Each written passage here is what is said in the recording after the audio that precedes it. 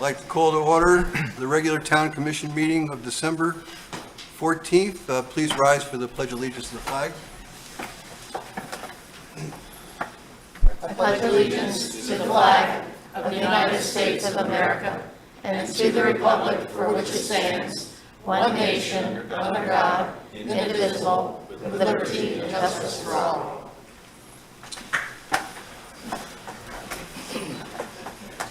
Town Clerk, please call the roll. Mayor Tom Peck, Here. Vice Mayor Kurzman, Yes. Commissioner Campo, Commissioner Fender, Here. Commissioner Mayfield. Here. Great, thank you. First item tonight is a marine structures, roof, and dock presentation. Jackie Farrell-Lippisch and Dr. Jessica Frost from South Florida Water Management District will make the presentation.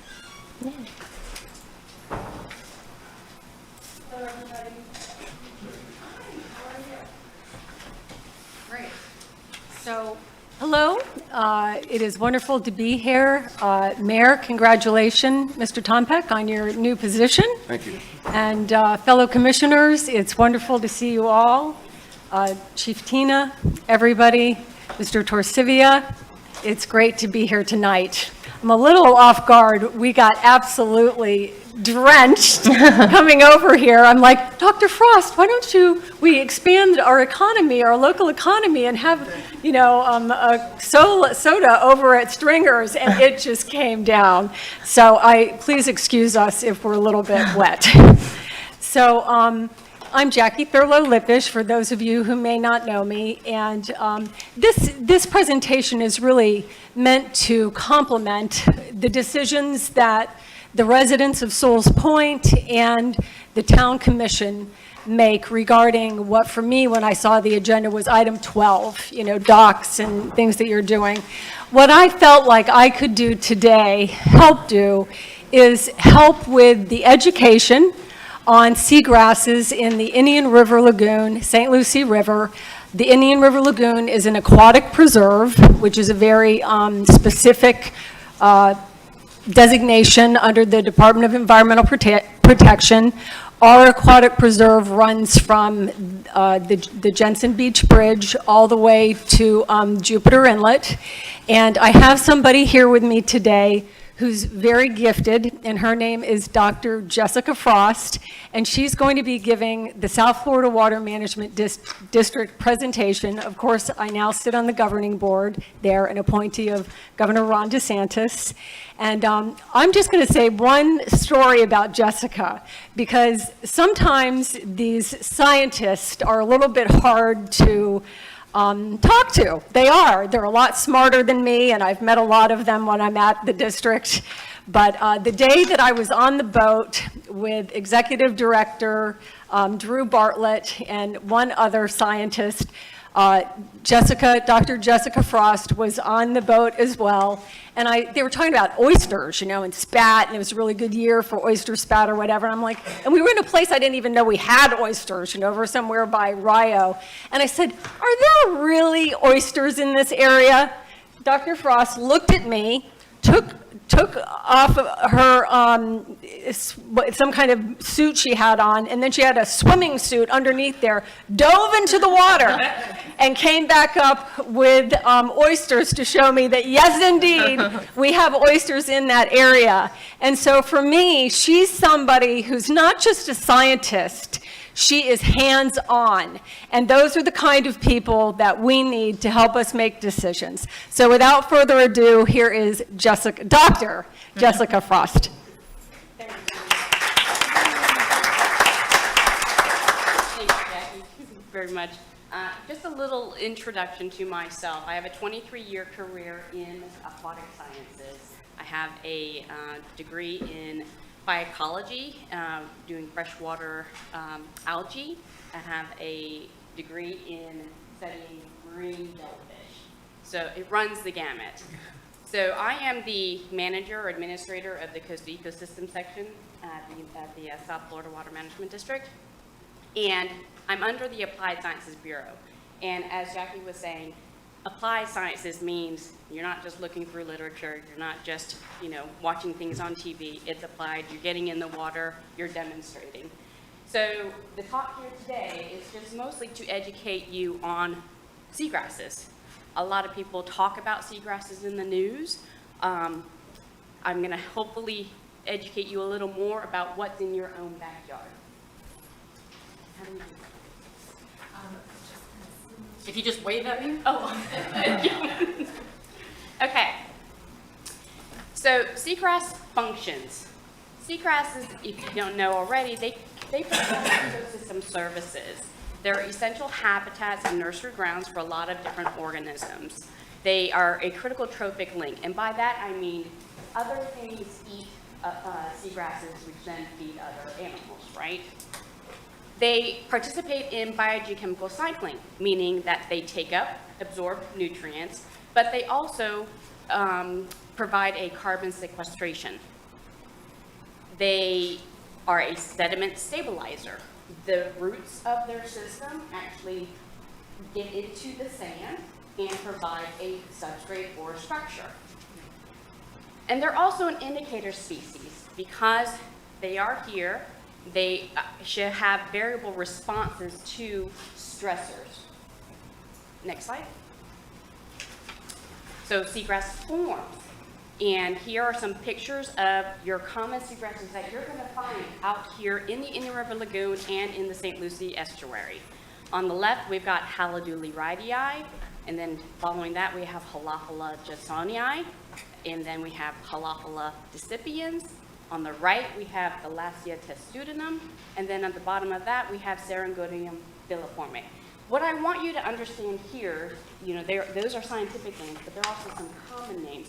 But if you look at the salinity tolerances, they vary anywhere between 15 to 45, 15 to 35, 20 to 40, or 25 to 35. So there are some brackish, less saline or species, but then there's also some more saline species.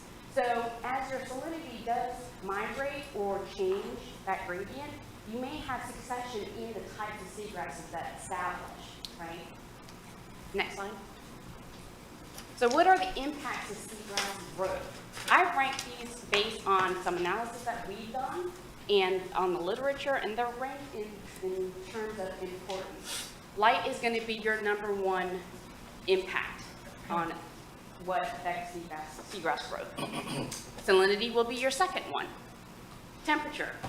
Florida, I know if you're from the Northeast or the Midwest, you have 4 seasons. Florida doesn't exactly experience 4 seasons, but temperature can trigger seasonality in the growth of seagrasses. We have smothering. In the top pictures there, you'll see in the middle and on the right, smothering is basically, well, you know what smothering is. It's sedimentation of sand. It is drift algae. The second picture on the top row is a picture of drift algae. This means that algae is floating in the water column. It can settle on top of the seagrasses. It can block light. Bless you. There's epiphytes. And believe it or not, on the third picture on the top row, those are detrital material. There's bacteria there. There's little microscopic organisms like zooplankton. It's not just a fungus. It's not just algae. There's lots of different cellular organisms on top of those plates. And then you have physical disturbance. On the bottom left, you're going to see some prop scars. That's from boating. It's basically mowed through that area. You also have hurricanes. Hurricanes can cause wave action and wind energy and causing physical disturbance of those seagrasses. You have predation on your bottom right, your charismatic megafauna. Everybody knows what a manatee is.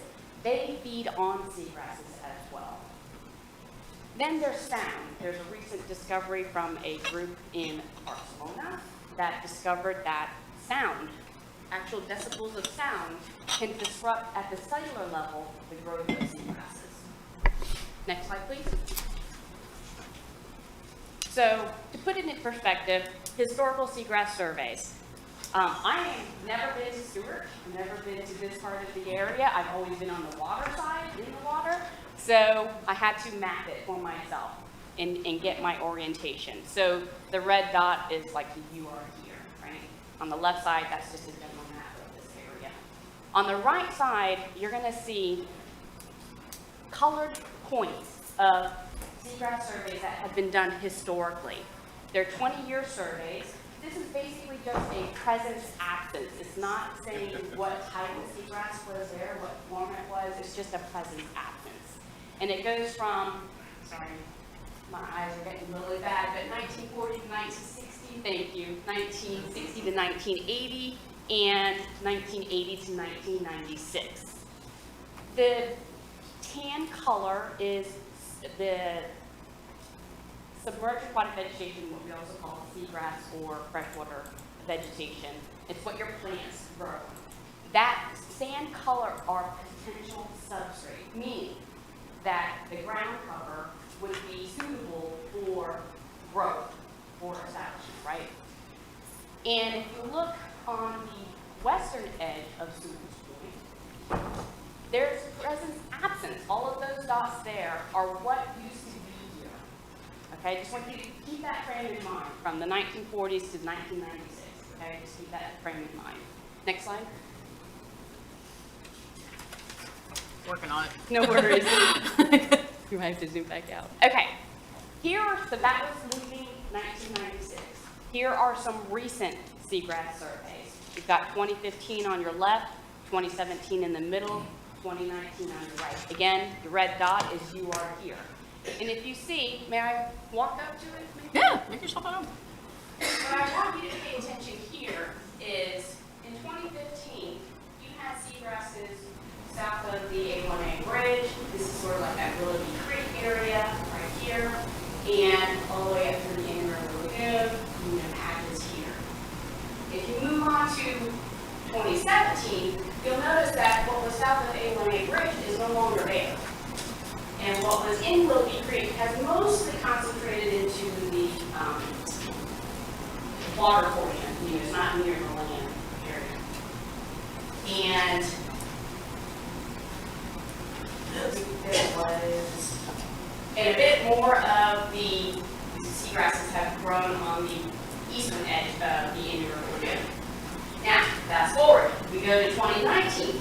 You see hardly anything now in Willoughby Creek, right? But you see more growth in Indian River Lagoon. So it's just putting into perspective how this can transition, how the growth of the seagrasses can transition with time. This is basically what we call patchy behavior. It's stochastic. It's random. There are specific drivers. It's just a very random type of behavior of the seagrasses. But it's very natural and normal. Next slide, please. So again, going back to variability, this is just an overall graphic of our seagrass database from water year 2013 to water year 2021. And what I want you to pay attention to is these are all seagrasses, not just specific species. They're all seagrasses combined together, all those different forms I showed you. This is from Fort Pierce all the way down to St. Lucie Inlet. And what you see here is just that the bars vary height, right? In water year 2018, we had an incomplete data set there, so there's not going to be a value there. But then you have some peaks in water year 2015, then it starts to trickle down, come back up a little bit, come back down, come back down, come back down. This can be a seasonal behavior. This could be as a result of environmental stress, but it's very natural and there's variability in the system. Next slide. Oh, this is an action slide. Is there an animation? It was sent this as a is PDF. Yeah. Oh, okay. Get action on PDF. Okay. Well, again, I wanted to show Willoughby Creek because it is closest to this location here. It's one of the better seagrass surveys that we have for this area, right? There are actual seagrasses there and not zero counts. And what I wanted to show here was the sedimentation. So here you have Willoughby Creek, and you can see within the quad all the different grasses, or the grass color in this June 2017 picture. Now, if you go to September of 2018, this is the same area, but you'll see it's drastically different, right? There aren't any grasses, and it's mostly because of that sedimentation. Now, what happened between 2017 and 2018?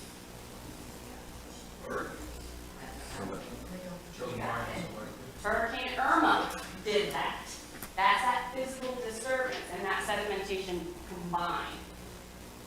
And then you can go to the next slide. I won't be able to talk about the graphic. Again, for this point, it just is to show you the variability in the growth of seagrasses. Here's another example, Taylor Creek, further north. It's one of the more diverse in terms of the different seagrass forms that we have. And it's a comparison to Willoughby Creek because while they're somewhat connected between the St. Lucie and the IRL, this is drastically different. But again, even with the different forms that are here, you're going to see the variability in their growth patterns, right? Again, 2018, incomplete set. But here, in 2019, I want to show you that. Look at 2017. This is Calapala decipiens. It was barely, let's say, 5% color, okay? The quad, and you take one little percent, is 5%. Okay? So, but look, in 2019, guess what? Oh, well, it's less than 5%, but it got up to 5% color, let's say. But how did that happen, right? If it looked so low in 2017 and across the board, but then something miraculously happened. You know, it was happy. It took off. And we lost the Alaska testudium, which was present in 5 years prior. So, but in 2020, Alaska is coming back. So it's just different conditions favor different forms of the seagrasses, and there's going to be seasonal variability, again, due to temperature and due to salinity conditions. With higher precipitation, you're going to get pressure salinity. So all of it can change, but they are more or less resilient. Next slide. So your take-home message, just to bring it all home, is that seagrass growth is seasonal and stochastic. It's determined by primarily light.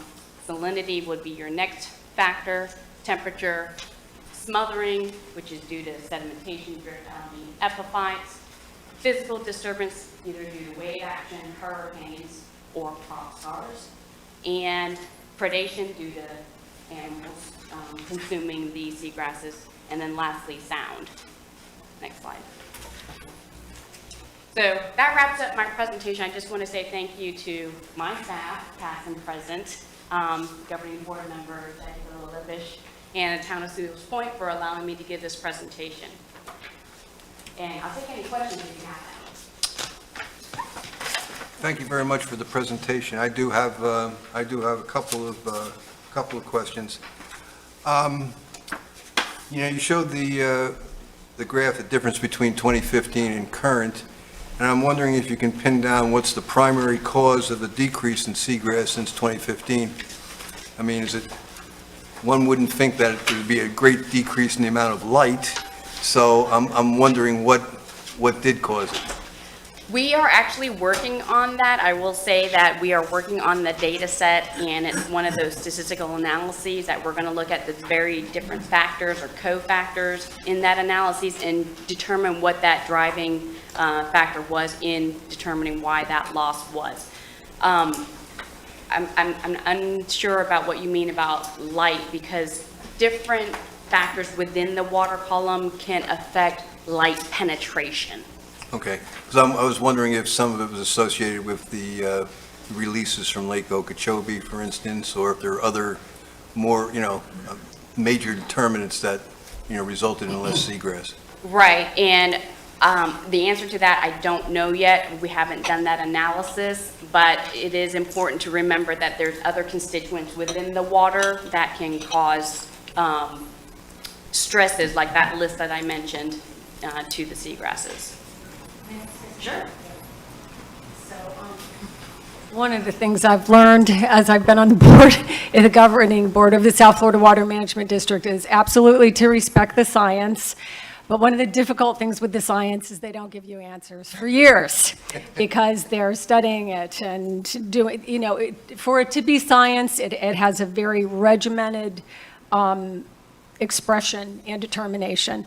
I can tell you that as a governing board member of the South Florida Water Management District, we absolutely feel that the discharges from Lake Okeechobee through the C-44 canal and also the C-23 canal and the C-24 canal and local runoff, or any kind of stormwater, any heavy water that's getting into the system with a lot of sediment in it, with dirt, rocks, grasses, stuff like that, I'm sorry, but you don't have to be a scientist to know that that could lower the light system. So, that's one of the reasons that Governor DeSantis put forth 1912, which was his executive order within 2 days of getting into office, and you can pull it up online, and it talks about the discharges and the blue-green algae and the red tide, and we are certainly trying to limit the amount of times that the systems get bombarded. So I just wanted to come up here because Dr. Frost will not, they haven't done their science yet, and sometimes that might take 2 or 3 or 4 years. Yeah, I had one other quick question. Can you comment on the effectiveness of seagrass restoration?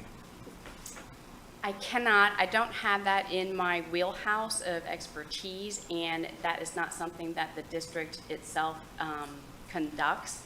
I will say as an opinion that there are studies out there, or there are organizations like FIO and the Tampa Bay Estuary Program where they have worked on seagrass restoration. And one of the things, anecdotally, I like to talk about is knowing plants. I kind of akin it to your lawn in your backyard or a propagation of a plant cutting. I don't know if there's any gardeners here, but they need to have a very established root system in order to get foothold, in order to handle the wave action, right? So when you take a cutting from a plant, stick it in a clear glass, put it in the sunlight. I say that with restoration. Some of the challenges with restoring the seagrasses in situ, meaning in the environment, is that you can't always block out those factors. You can't always block out the wave action. You can't always guarantee 100% ambient light from the sun is going to penetrate all the way down to the bottom.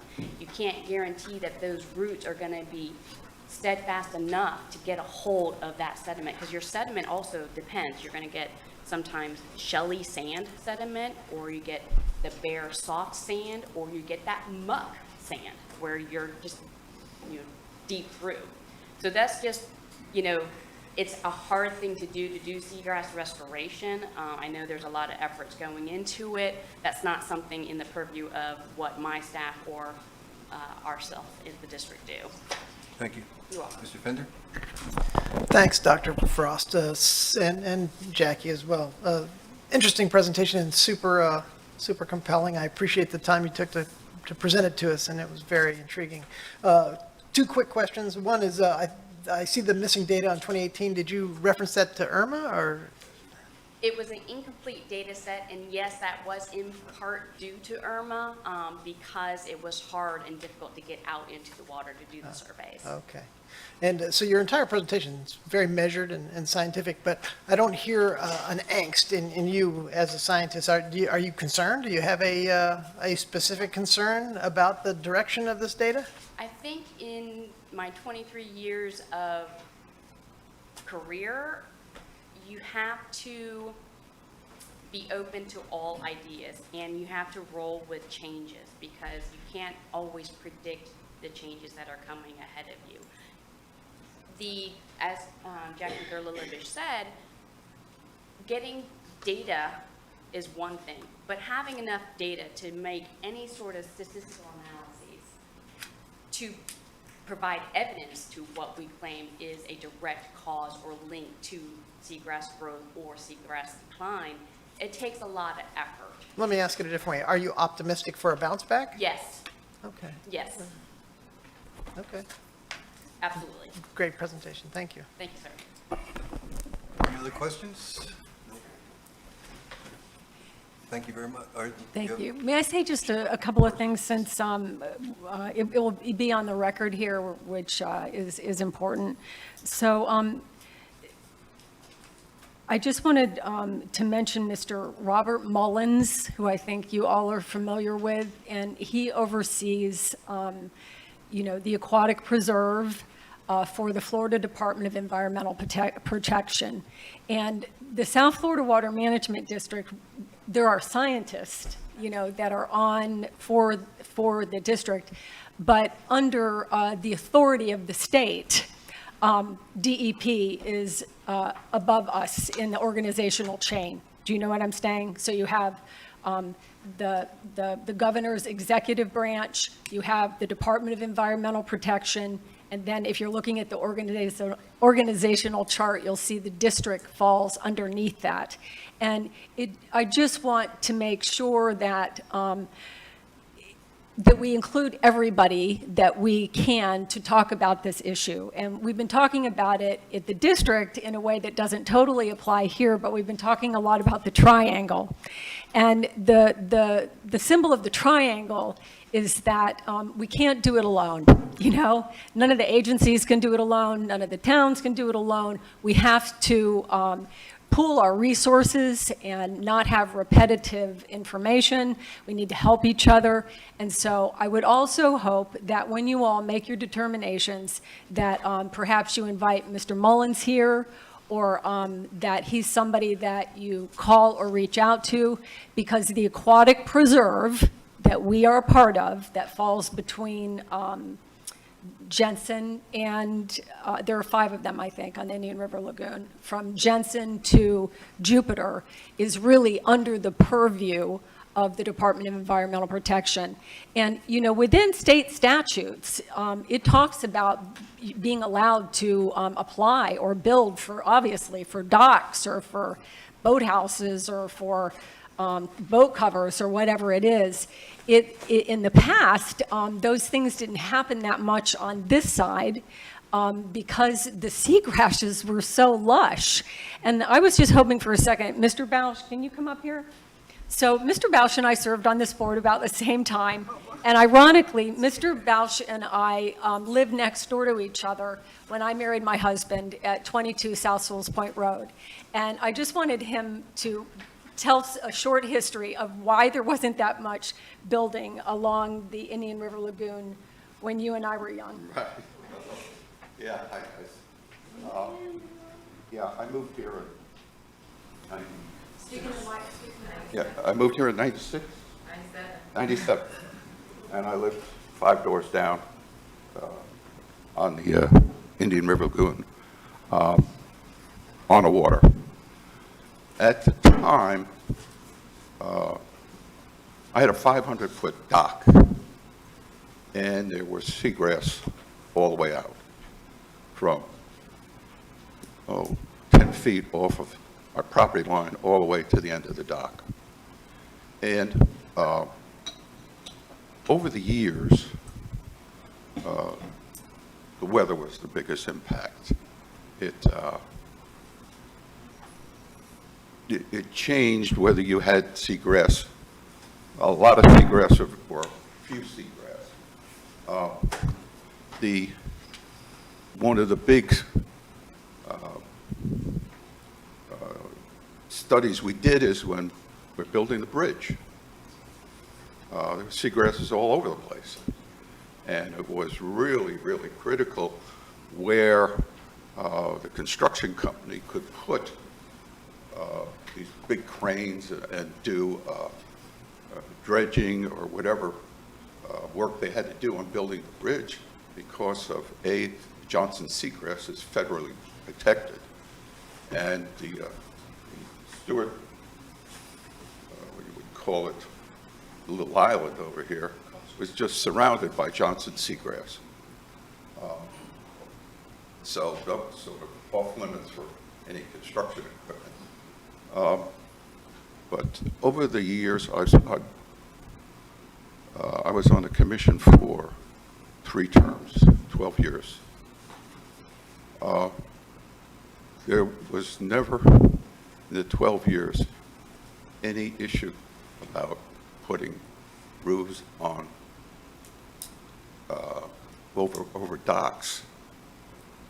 No one ever asked because they knew the seagrass was either close to their dock or within proximity to it.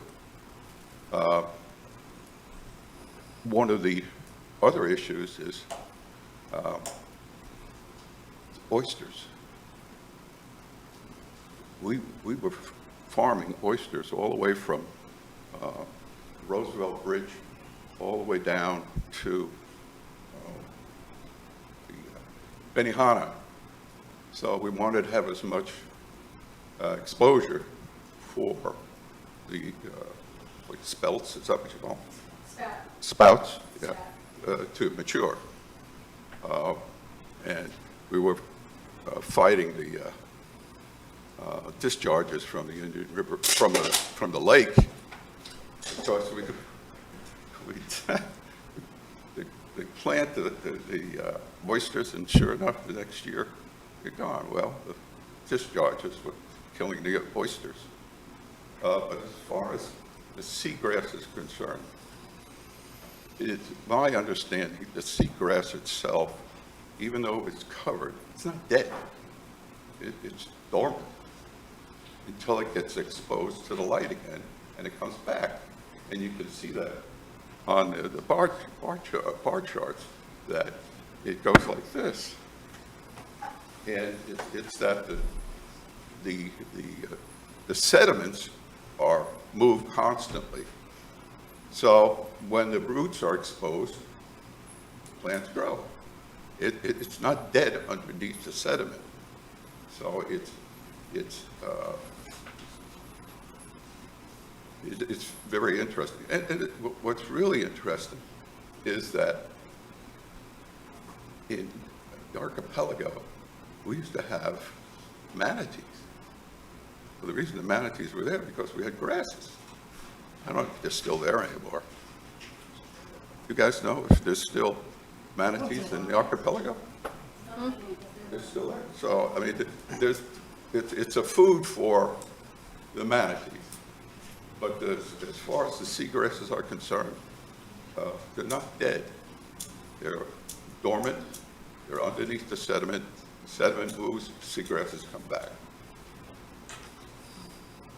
That's my experience. So I just, thank you. Thanks for your service. I just, wanted you to have a scientific presentation, and I think Mr. Bausch is a historic presentation. And the bottom line is, I hope, and I know that all of us, we want to improve our properties and our lives, and we also want to protect the environment, because our environment and our economy is inexorably linked together. It's hard to enjoy the place if we don't have clean water, and the seagrasses absolutely are part of a healthy environment. So I'll be here through item 12, and it's hard for me to separate myself from things here because I'm so much a part of this town, having lived here since I was 10. And my mother having written the book on the town of Sewalls Point. You know, one thing stands true. I love this place. I love this place, and I know you do too. So thank you for helping keep it beautiful with high property values. Thanks. Thank you, Jackie. Okay, the next item is public comment on non-agenda items. Usual requirements in place. You have 3 minutes. Please address the commission as a whole. No commissioners will respond to your requests or response. April, I think we had some. Did you want to read? Do we have a couple to read first? Sure. Okay, let's go ahead with that. This is from the mayor of the town of Ocean Breeze, Karen Ostron. Dear Commission, the town of Ocean Breeze is sending this in support of the state appropriation funding request by the town of Sewalls Point for their environmental resiliency projects. The town has requested financial grant support from the state legislative appropriations body in Tallahassee, specifically $800,000 towards centralized sewer connectivity planning, House Bill 2123, and $1 million toward a major stormwater drainage project, House Bill 2059, to capture stormwater runoff for natural filtration, keeping it and the toxins from running directly into the Indian River Lagoon. The actionable efforts taken by the town and potentially funded by the state legislature align with the mission of the town of Ocean Breeze. Please consider our and the community's support and vote to approve the requests. Many thanks. The next one is from Mona Leonard. Real estate is through the roof, and home sales have brought in significantly larger tax base for our politicians and town managers to utilize. A very significant increase in our taxes was recently passed by our commission that was recommended by the town manager. Grant applications were made for the raising of the road in South Sewalls Point, as well as the infamous boondoggle of taking out of our self-contained septic systems and replacing them with municipal sewers. These municipal sewer systems dump human waste into our rivers by the millions of gallons. A fact. A grant application was filed incorrectly by the same grant writer, Amy Adams, that was here before Ms. Berger's employment. Ms. Berger was hired to save us money. She was to apply for grants herself. Yet more and more of our tax dollars are spent on outside gouging the town to turn the very fabric of our small town into a city and force higher taxes on the residents. These grants have strings attached, including affordable housing and zoning changes for more density. State Representative Toby Orvidoff's office didn't even know how to respond to the grant applications from Amy Adams. They were so messed up. Multiple applications for the same grants and other problems ensued. Now it seems even more money is being wasted on the town manager trying to minimize the damage done instead of doing it herself in the first place, or at a minimum overseeing it. Money is being wasted on failed policies, failed subcontractors, and failed oversight. If subcontractors like Amy Adams and Joe Capra can't do an adequate job for the town, why are they still contracted to work for us? And isn't Ms. Berger's job to encourage competitive bidding on outside help? We need people that know how to budget money without increasing tax dollars. We have more tax money coming in from real estate values than we've ever had in history. This, along with the recent tax increase in Sewalls Point, should give a much heftier tax base with which to spend our hard-earned dollars sensibly. Yet that's not where we are. Wasting our tax dollars can ruin our town. Now Ms. Berger wants a 35% increase in compensation. All of this in a time when our town and country are struggling with the effects of the tragic past 2 years. I recommend the commission not renew Ms. Berger's contract.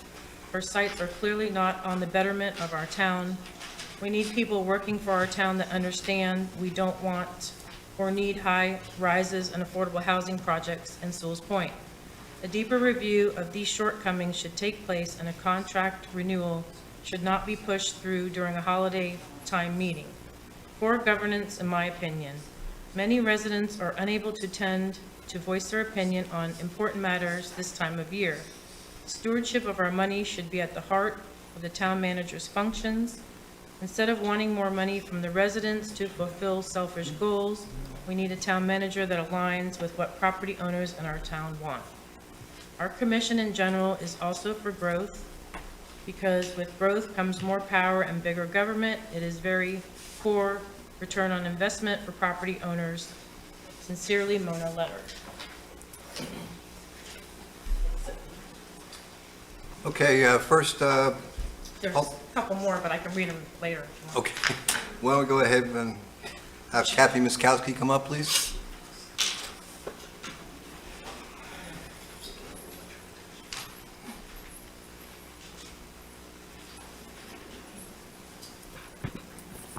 Kathy Muskowski. Good evening, Commissioners. Your elected position was created for Sewalls Point residents' benefit. You are to serve us by responding to our voice. Independent thinking, self-will, self-motivation, self-approval, conformity, intolerance, and fear will not allow you to follow our voice. You must focus on and prioritize requests of residents over that of staff, political figures, or any other agent or partner. We expect your absolute allegiance to our voice. Our voice should never be confused or clouded with your own or others' intentions or labels. Ms. Berger has publicly and negatively assessed resident voices to you as rude, curious, polarizing, hostile, the elephant in the room, spreading rumors, and they're after you. Instead of her assessment of our voice, you must honestly and brutally assess her voice and her actions. Ms. Berger creates and increases adversity in our Sewalls Point Maybury by labeling residents, issuing unfriendly code violations by certified mail, using legal magistrate courts instead of our community CEB board, changing ordinances, creating resolutions, raising taxes, practicing non-transparency, withholding financial information, giving misinformation on mandates, water and soil contamination, and property values. She makes claims she completed accomplishments done by others and continues to outsource jobs she was supposed to save us money on. She gave you her permission to attend a county meeting, while her lack of oversight to get a consensus threw you and the mayor under the bus. Ms. Berger suggests MSTUs and MSBU assessments, says we don't pay enough taxes, and indicates we underpay her. Perhaps Ms. Berger's character is best characterized by her own words. It's not about the people, it's about what the role is worth. Tonight, you can choose to serve us by responding to our voice. Ms. Berger is not a good fit for our town. Do not ignore the tip of this iceberg. Do not renew Ms. Berger's contract or consider any of her requests. Do not accept less than best. And I thank you for hearing me. And thank you.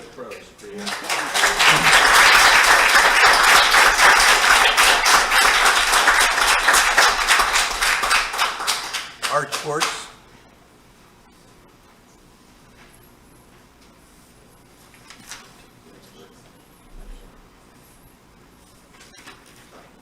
Good evening. My name is Art Schwartz. My wife and I live at 21 Lantana Lane. In the 70s, my parents moved to Pompano Beach, Florida. At that time, it was a nice, quaint town. It's changed. a lot of other towns have changed along the coast over that same period of time. Why is that? Because of poor management and poor politics. When it was time for my wife Susan and I to find a house in Florida, we decided that we wanted certain things, and there were certain things we didn't want. We wanted a town that offered a variety of housing options, not stamped-out condos or high-rise waterfront homes on top of one another. We wanted a quiet but active community close to shopping and restaurants. We wanted a neighborhood that was safe for kids of all ages to bike, walk at night. We wanted a town with individual charm, charisma, individuality, and a unique character. Additionally, we wanted educated neighbors, people that were smarter than me and that cared about their community, and elected leaders, and wanted leaders that would follow their same goals and thoughts. We found that town in Sewalls Point in 2004. A lot's changed, but the foundation of our neighborhood has remained relatively unnoticed during that same period of time. However, the town manager and some of the direction that we see things occurring is not necessarily in the best interest of my neighbors and myself. I can't speak for anyone but myself, but it clearly appears, from what I've read from state and other correspondence, that Sewalls Point is not being transparent with its residents. And I'm talking specifically about the septic to sewer mandate that doesn't exist. The governor's office confirmed that there's no septic to sewer mandate by 2025. We've had some wonderful people speak here just a few minutes ago talking about our waterways. I didn't hear them say anything about how septic was creating a problem for our grasses.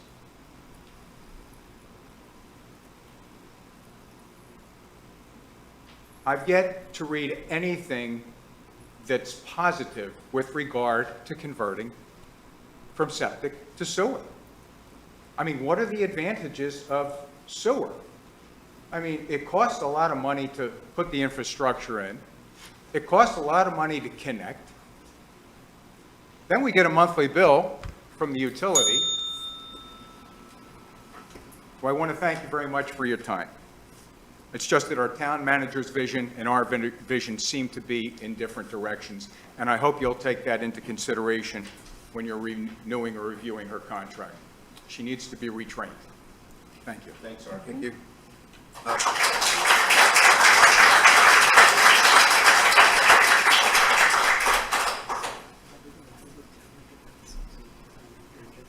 These are supposed to be general details. Bonnie Flynn, please.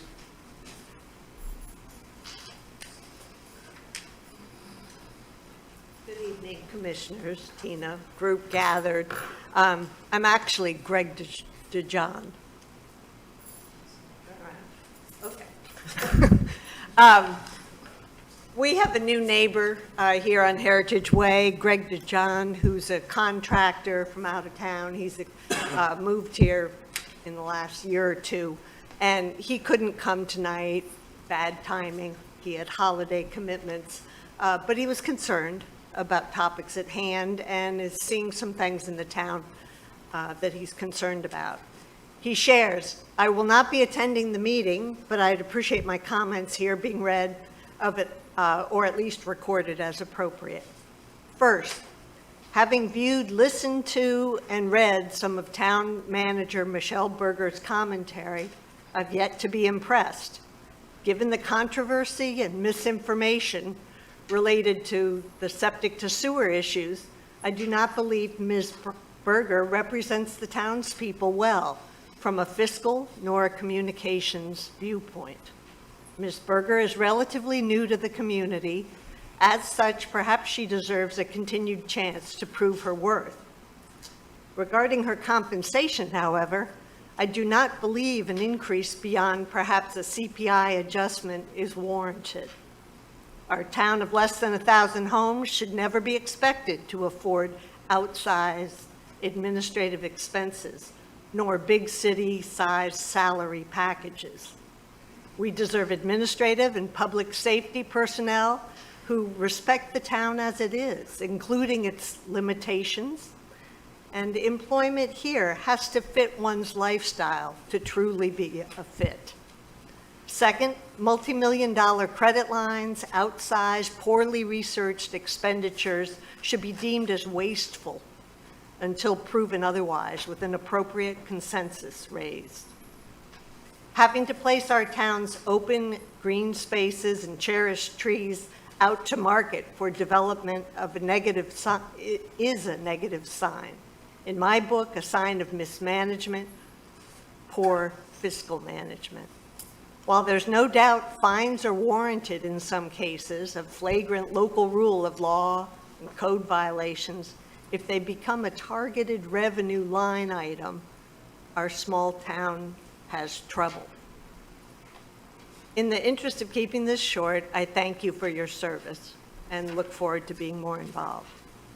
Thank you, Commissioner. Thank you. Thank you.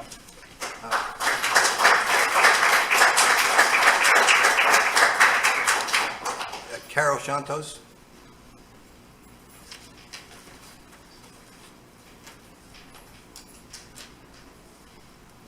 I'm not going to speak on what I was originally came here.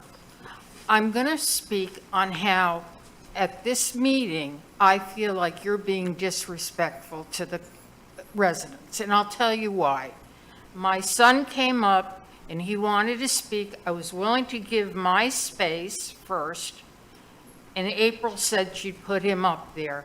He waited and waited, and you had her read material from people who didn't make the effort to come here tonight, like he did, and took time off from work. And you had her read this. It's like you're out doing business and the phone rings and the person who's supposed to be servicing you takes care of the person on the phone. Now you're going to have her read those later. Okay? That's being disrespectful to us. And furthermore, when Mrs. Muskoski was up here, you did nothing but shuffle your papers for the whole time she spoke. I hope you show more respect for the rest of us than you did tonight.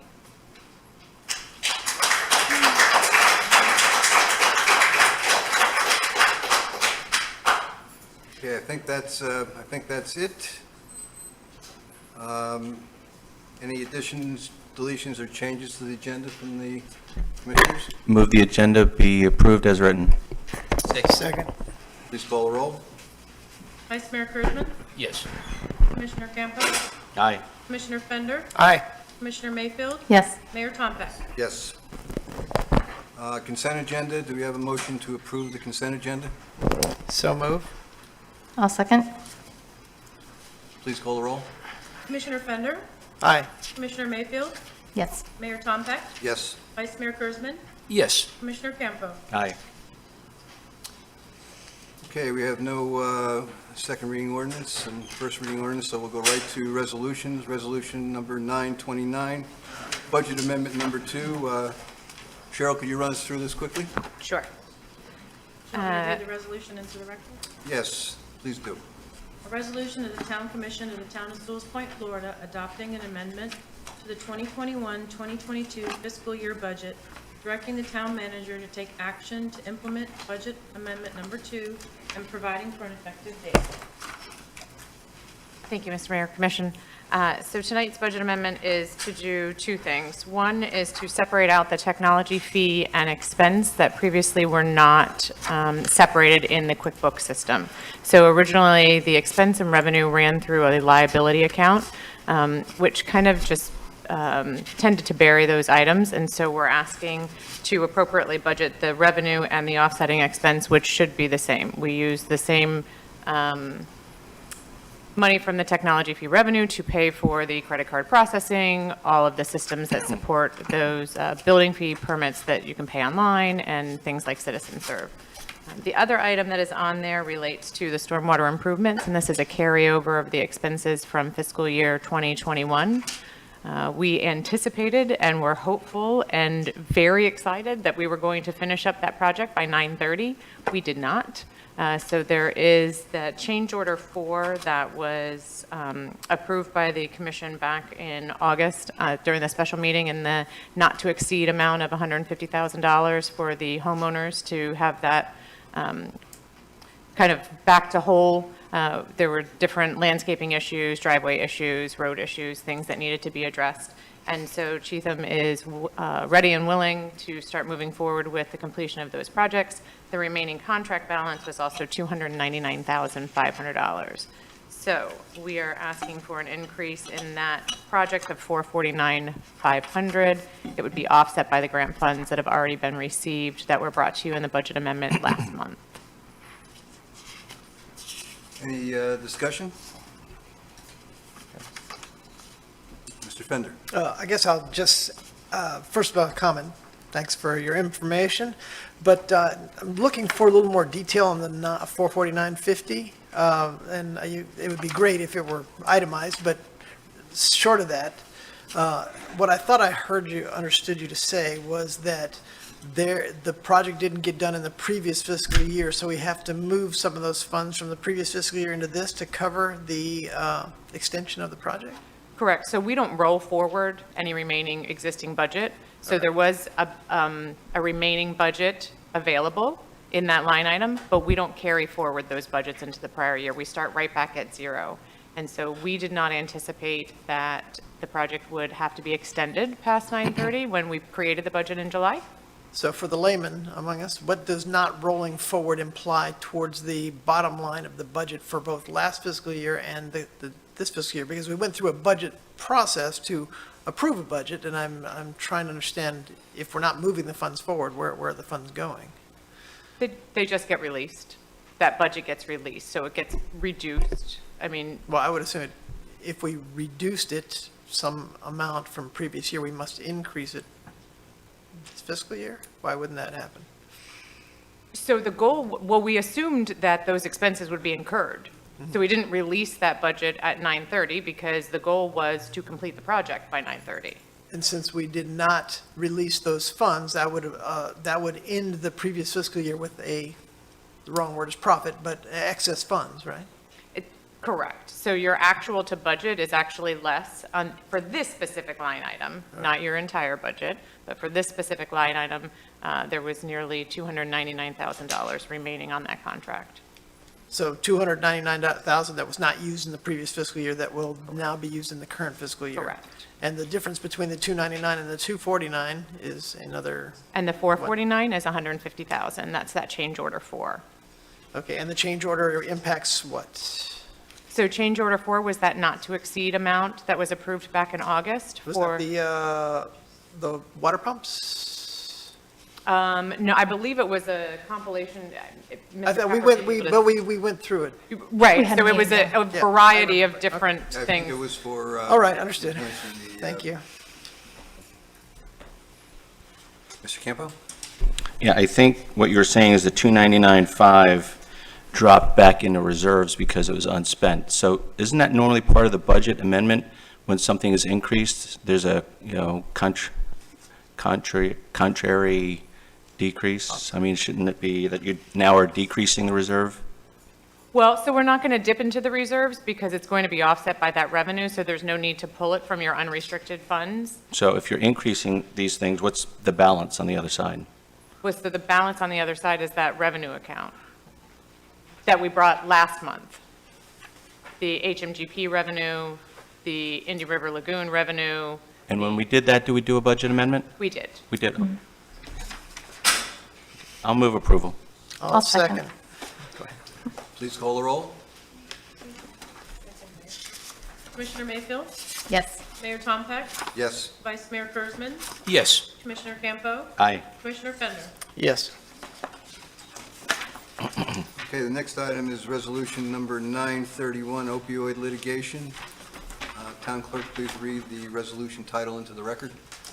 Resolution of the Town Commission of the Town of Sewalls Point, Florida, authorizing the Town of Sewalls Point to join with the State of Florida and other local governmental units as a participant in the Florida memorandum of understanding, and formal agreements implementing a unified plan for the allocation and use of prospective settlement dollars from opioid-related litigation, providing an effective date and providing for adoption.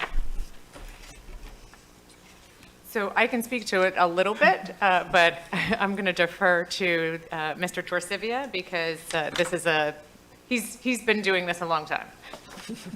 So, yes, as you're all aware, the opioid crisis impacted everyone, or everybody in the state of Florida to one degree or the other, and there's been multiple litigation all around the country.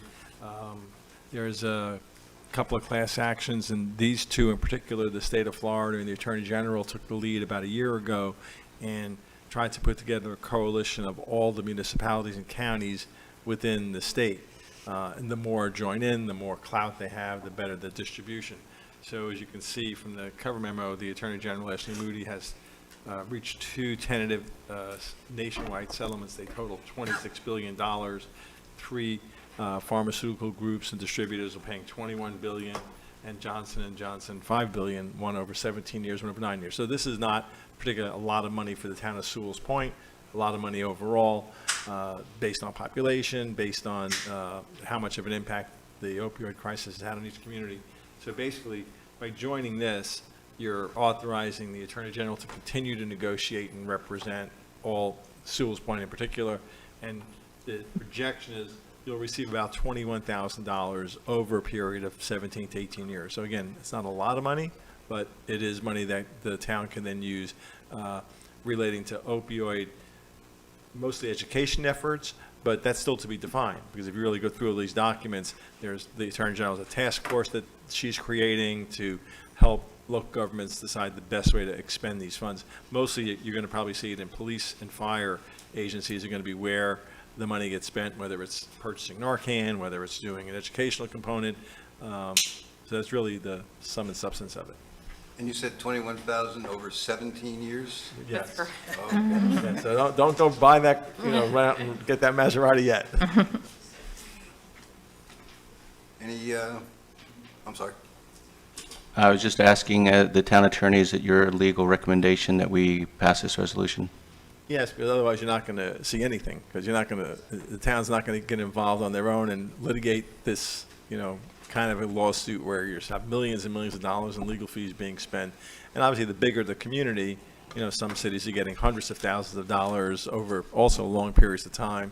Sewalls Point, relatively small and relatively, just not the population that's going to support that kind of numbers. But yes, it's $21,000 that can be used for the community. Thank you. Are there more components to this other than just financial? Is there any aspects of how our town ordinances are impacted by opioid abuse, rehab facilities? Right, this is supposed to address the impact that's had by taking that money and saying, okay, now remediate what occurred over these years. It's just financial? It's just financial. Okay. I move approval. Thank you. I'll second. Please call the roll. Mayor Tom Peck, Yes. Vice Mayor Kurzman, Yes. Commissioner Campo, Aye. Commissioner Fender, Yes. Commissioner Mayfield. Yes. Okay, next item is 11A, new business, financial report template for review.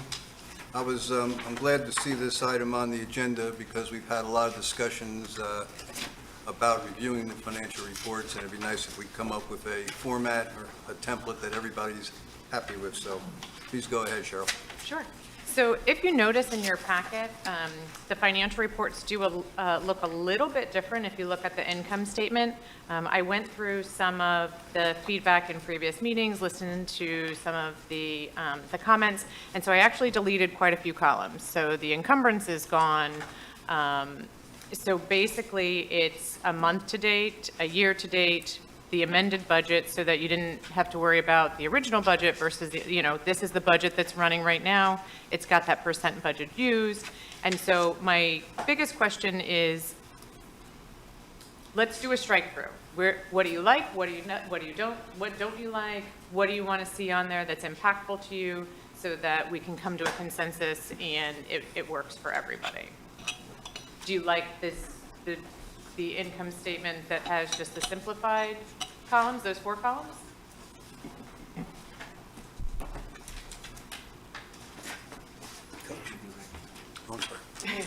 Mr. Fender.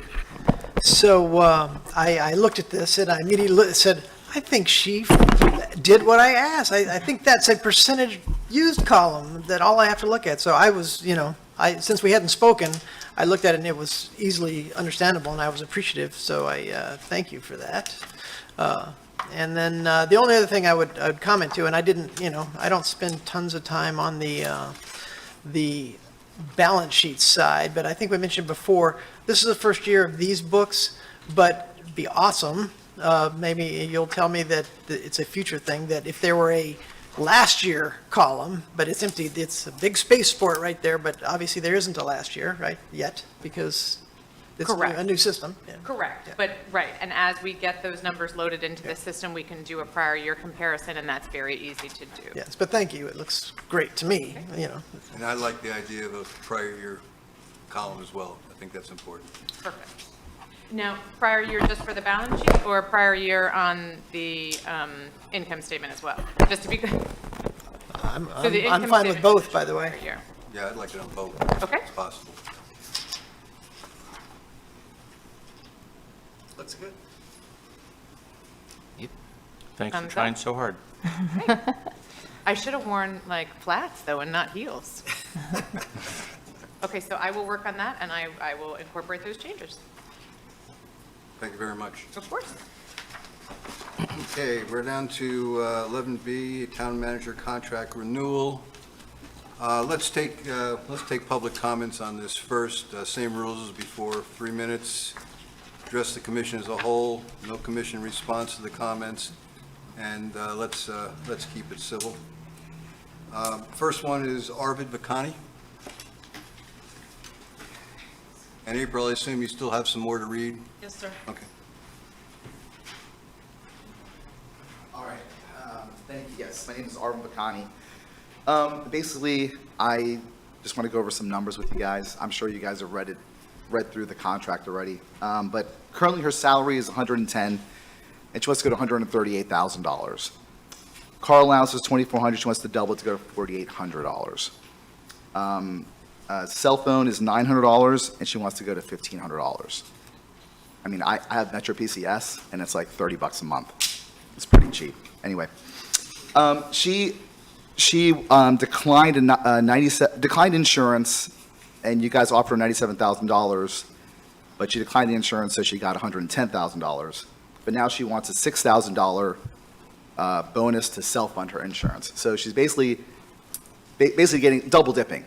So I'm not sure if you guys know that or if you guys read through that already. But I assume you guys all own businesses or have an idea of how to run a business. But when I have an employee like this and they determine what I'm going to pay them, then like the roles have been reversed. So I'm gonna teach you guys a little bit of business. So now she already has paid time off before she wants 3 months.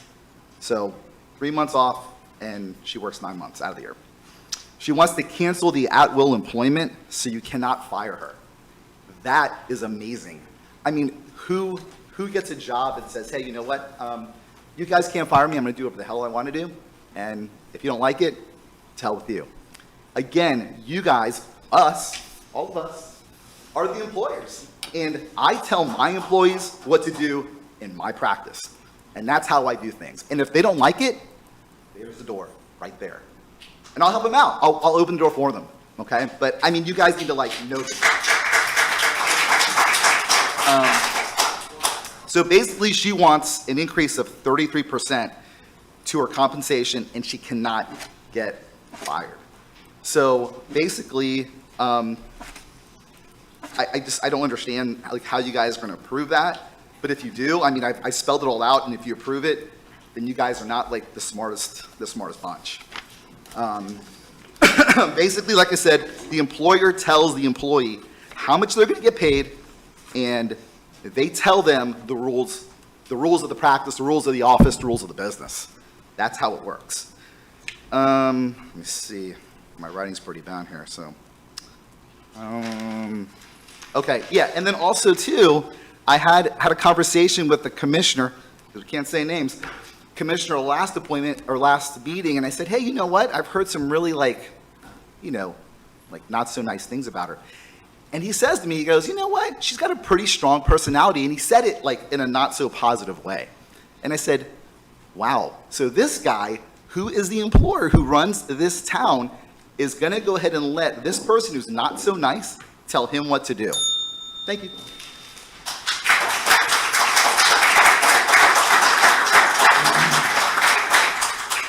Tony Logano, please.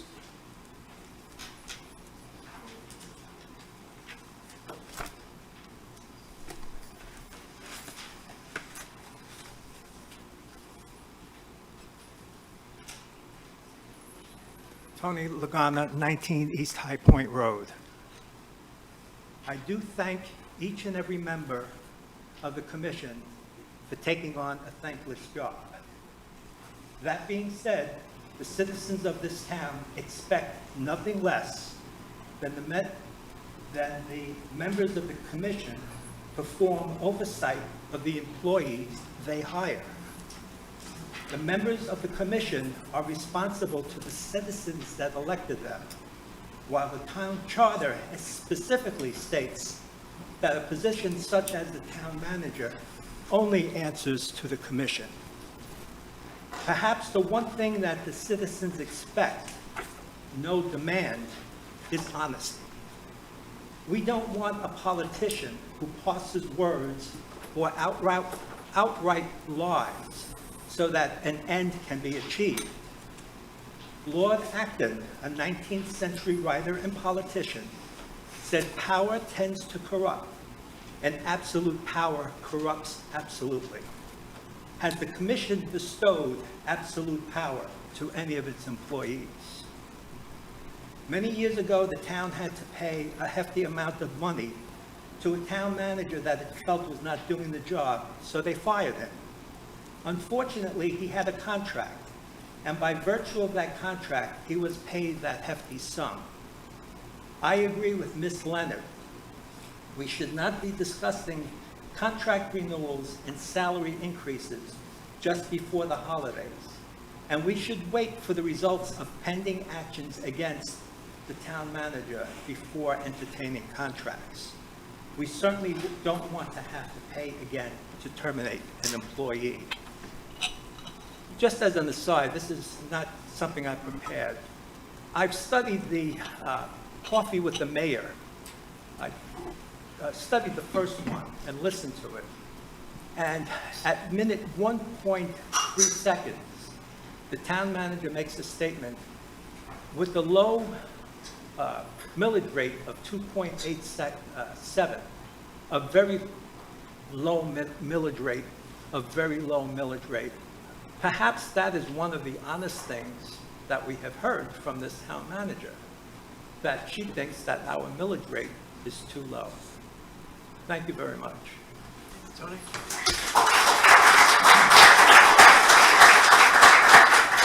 Kent Hoffman?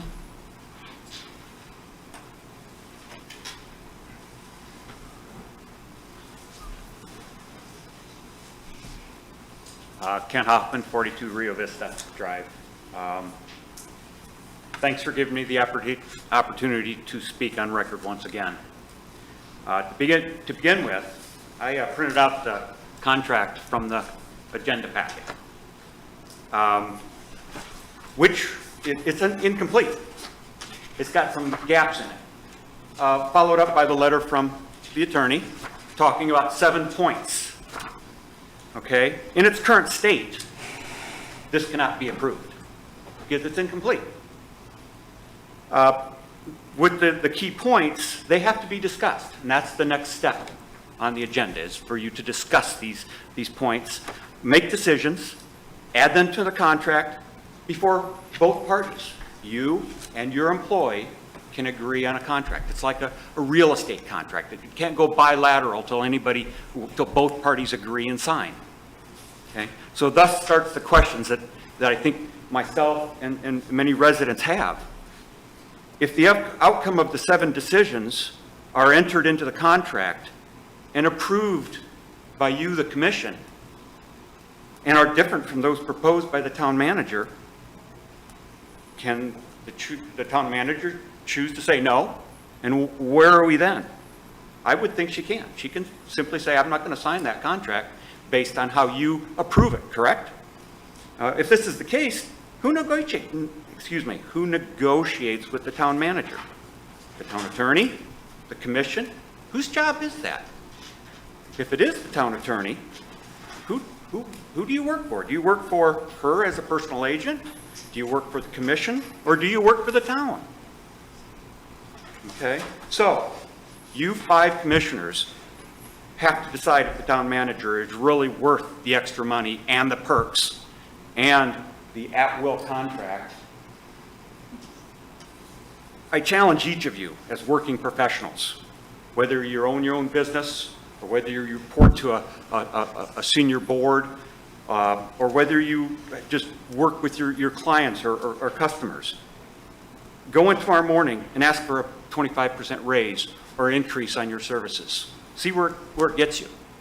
See where it gets you. Okay? In today's current environment, this does not make common sense. It's not logical. Okay? Like I've stated on record before, in the tactical time frame, this contract request in terms of the money is peanuts to the town budget. Okay? In the strategic outlook of Sewalls Point, this contract proposal speaks volumes as how she would like to spend our money without any common sense fiscal responsibility. Okay? We see the future as her trying to spend our money more and more. So as I see it, thanks for your time. I hope you decide to not approve the contract as it's currently stated or as discussed. Thank you. Thank you very much.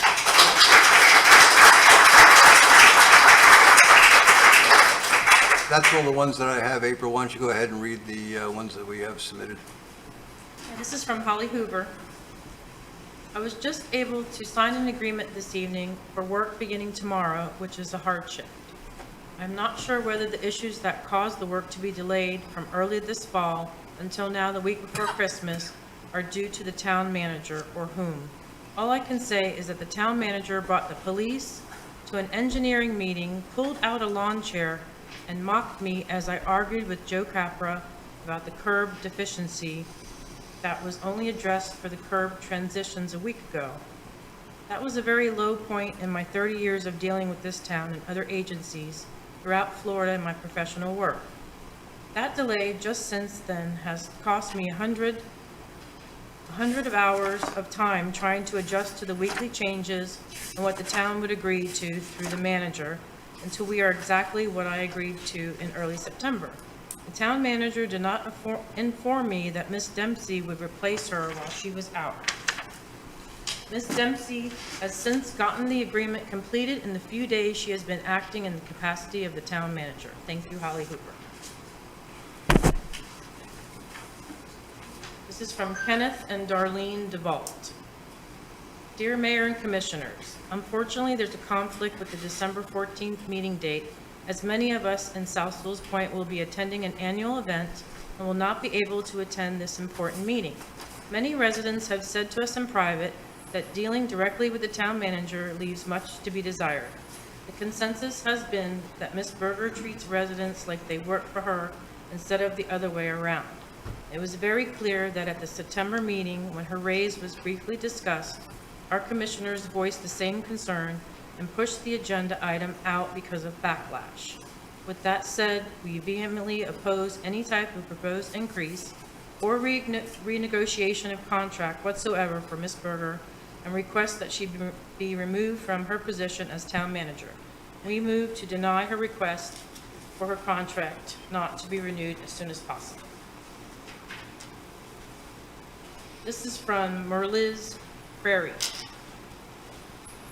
Dear Mayor and Commissioners, in regard to Michelle Berger's request to a raise of 30% in salary, let's look at her job performance. Town manager's accomplishments /failures for the benefit of the townsfolk. Communication with the citizens of Sewalls Point. Listening to what is being requested disseminating precise and correct information is expected from an administrator. What I personally witnessed is a manager who neither listened nor respected the opinions of the speakers. In fact, she intimidated the speakers as well as the audience if she did not agree with them. Her own agenda was clearly presented as the best resolution at multiple meetings for multiple issues. For example, free money, state mandate, both being incorrect information. Unifying the community. No effort is made to understand opposing views and give them due process. Adding new services, paid magistrate instead of the Code Enforcement Board, paid comprehensive planning consultant instead of Treasure Coast Regional Planning Council.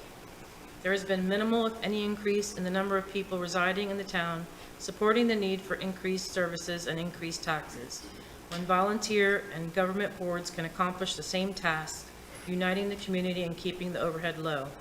The record clearly indicates failure to communicate and unify residents, failure to disseminate correct information, and failure to keep taxes low.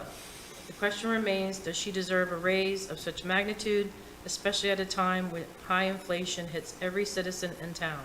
Does she deserve a raise for planning to make the town bureaucracy larger? In fact, does she deserve any raise based on public satisfaction of the job done? Keeping in mind that she serves a very small town, to subsidize the cost of her expenditures, I'm asking you vote no or no raise. The question remains, should her contract be extended? That's it? Okay. I thought the way we could start out this item was have the town attorney give us a brief overview of the outstanding issues to finalize the contract. Why don't we go ahead with that first? Thank you all. As you're aware, and I outlined in the cover letter, Ms. Berger became employed in October 2019. There was a previous couple of amendments, one of which just extended the date of her contract till January 31st of 2022. I've taken the agreement that already existed, and any changes are highlighted. So either, and they're relatively, in my mind, mostly minor changes, updating it for the dates and talking about items that are no longer relevant because they've been impacted by some future amendments that you already prepared. So there are 7 paragraphs, and if you'd like, if you want to go through the agreement page by page, we can just go through it, and whatever there's a blank or a comment or an issue, we could stop if that's the way you'd like to do this.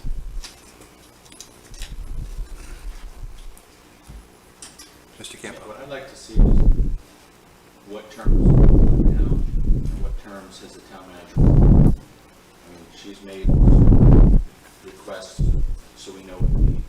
Right, I think she sent an email out to all of you that's at the back of the package, and that's the most recent one. But again, I think it might be easier if we, as you went through it, I could then just go through each one and say. Like at 110, she wants 138. So Right, and that 6 weeks, whatever. exactly, because that 138 is now 128, as I think you all saw in the recent email. All right, so the first page, again, I don't. Unless someone has a comment on the first page, to me, that's just updating some language. And the top of the second page is the term of the agreement. So the previous agreement was 2 years. So this was my doing. I just said 2 years. Obviously, you can make it 5 years. You can make it 1 year. As I think all of you have heard me say at various points, it almost is irrelevant how long a contract is because it's really as long as the severance payment, because it's still essentially at will, because you do have the provision in the agreement that it can be terminated without cause. But if you terminate without cause, then you pay a severance amount, and we'll get to that amount in a little bit. So 2 years is the current agreement. If any of you feel it should be longer, because that does send a projection. It sends a message generally that you're making a commitment for a short term or a long term. So if you want at this point, it's 2 years from a consensus standpoint where you're all comfortable. I think, we had discussed a little bit about, it didn't necessarily have to be a term. It's not unusual for a a town manager or a town attorney not to have a term associated with the contract. And I think the only difference there is if you don't have a term, you're going to probably pay some severance if you terminate him without cause. And in this particular case, when you get to the end of the 2-year contract, you can just let the contract die and move on. So it really becomes a question of how often do we want to, should I say, torture ourselves, or at least to go through this in detail? Do we want to do it every 2 years? Do we want to do it every 5 years? Really, what's the pleasure of the commission? Yeah, this is where I wanted to know what the town manager requested. So rather than open up Pandora's box, if she's come to us and saying she wants 2 years, she wants 128, let's throw that out there. She has not made a request as to the length of the contract. Okay. Mayfield? Yes, I think that 2 years seems reasonable. I do too. So the implication then is that we are going to renegotiate this again in 2 years? That, the structure of how you put this in is really setting up for when are we going to have this battle on pay increase again, right? Well, if you don't mind, I did put something towards the back to avoid this issue, or at least minimize the issue. For example, every October 1, you set a budget, and that budget usually includes some kind of an increase for town employees. You could put in this agreement that every October 1, she gets the same increase as all town employees. Or, as I put in as one option, you can pick a dollar amount, 3%, 4%, whatever. So every October 1, at least, providing there's a satisfactory evaluation, because you do an evaluation every September, October, satisfactory evaluation, she gets either the same increase as everybody else or a percentage that you all decide you think is going to be fair. If you think that you want to do something a little different, and I've had other clients do this where that is essentially a base, and since you do that evaluation process, if you reach a certain score on that evaluation, you get an additional bump. So your system has generally been 1, 2, 3, 4, 5. 5 is the best. If you get a 3, that's satisfactory. If you get 4, you're above satisfactory. If you're 5, you're walking on the moon. You could say, for example, these are hypothetical numbers, it's not real numbers, but you could say, for example, that you want October 1, the increase to be 4%. But if she managed to get a score of a 4 on the evaluation, she gets an additional 1%. If she gets a 5 on the evaluation, she gets an additional 2%. But those are all just options to talk about. There's nothing that she's requested. I've been trying to obviously come up with, talking with you over the last 3 months individually and at these meetings, speaking with Michelle at different times, trying to come up with a solution that avoids or minimizes this type of difficult conversation in public, because most employees and employers don't converse in public in front of an audience what their salary and compensation is going to be like. So it's a way to, you have a public evaluation process. If she meets a certain score, you've already predetermined what that increase will be. Mr. Fender. So did I hear you say that you added text to the end of this that covers that, and in which case it would invalidate this term or augment it? Page 5. It doesn't invalidate the term. I mean, Can we just scroll to the page that we're referring to? So it would be page 5.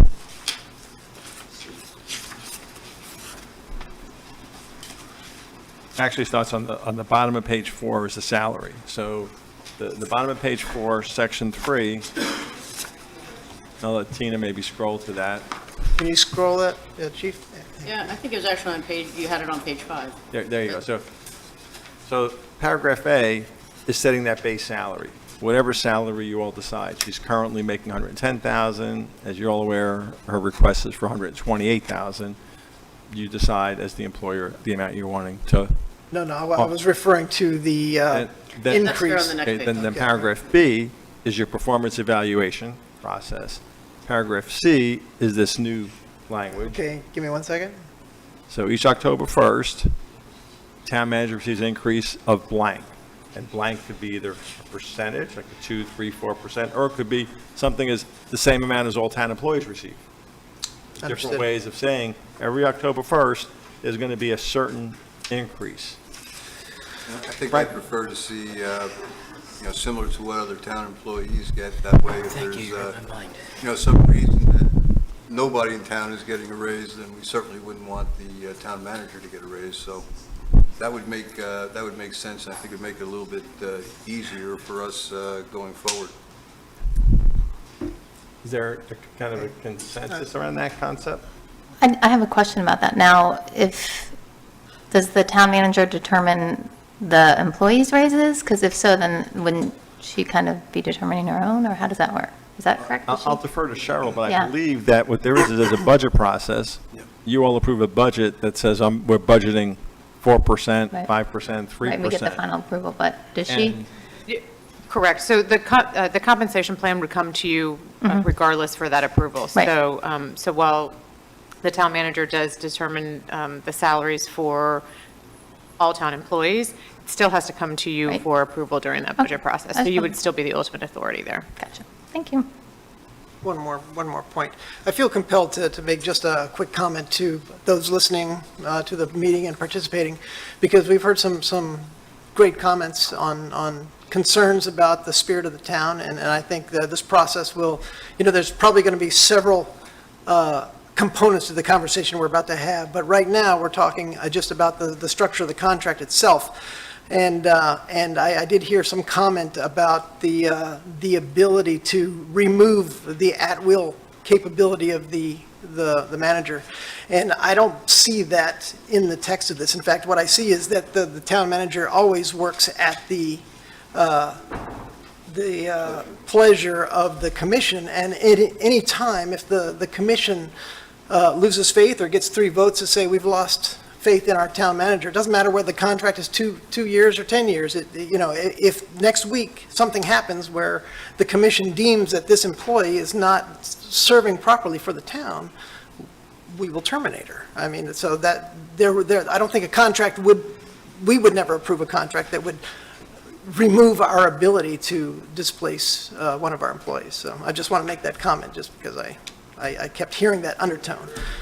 So as far as the 2 years, I'm fine with it, but I really don't want to do this negotiation again in 2 years. I would just like to treat it like I don't want to give her not her, I would like to give any employee the ability to hold a contract negotiation over our head very frequently, because there's always a cost of living increase on employees and on salaries and prices, and as inflation increases, that seems standard. So not getting that, and I think part of her negotiation is, hey, I negotiated in good faith and didn't take an increase last year because my contract negotiation was coming up. That makes it kind of tough, right? Mr. Kurzman. Yes, John, before what you said, the comment, can you repeat that again, what you said before? Well, I think there's, a couple of things to consider here, and I kind of like the idea of, tying her raise or potential raise to what we give the employees. But what I was talking about before in terms of the length of the contract is a lot of town managers and town attorneys don't have any end date on their contract. I mean, my employment agreement, I have no end date. And the only difference there between having an end date and not having an end date has to do with if you should terminate them without cause at some point in the process. If they have no end date, then you're definitely going to be paying severance based on the contract. Whereas if you have a 2-year window, at the last month, you can say, well, we're not really happy, so we're not going to renew your contract. So, and there's no severance involved. And Glenn, am I saying that? Absolutely correctly. So that's really the only difference between having a set term and an undefined term is really the severance payout, or the potential severance payout. Thank you. So let me, we were going to try to go through some of these. Right, I know, we jumped ahead a You little can bit. go back. I just wanted to see your clause, since you made a reference of it, you can go back. So again, we were back on page 2, the term of the contract, we've heard 2 years, we've heard open-ended. It sounds like the consensus was that you wanted to leave it at 2 years, or do you want to extend it, or have no end date? It's really up to the, The 2 years, the more common is usually what you've seen? I would say 2 or 3 is, I mean, I just did one for Lake Worth, and I think it was 3 years. So 2, 3, I've seen as long as 5, frankly, and as short as 1. It really depends Not passionate about it. on each commission.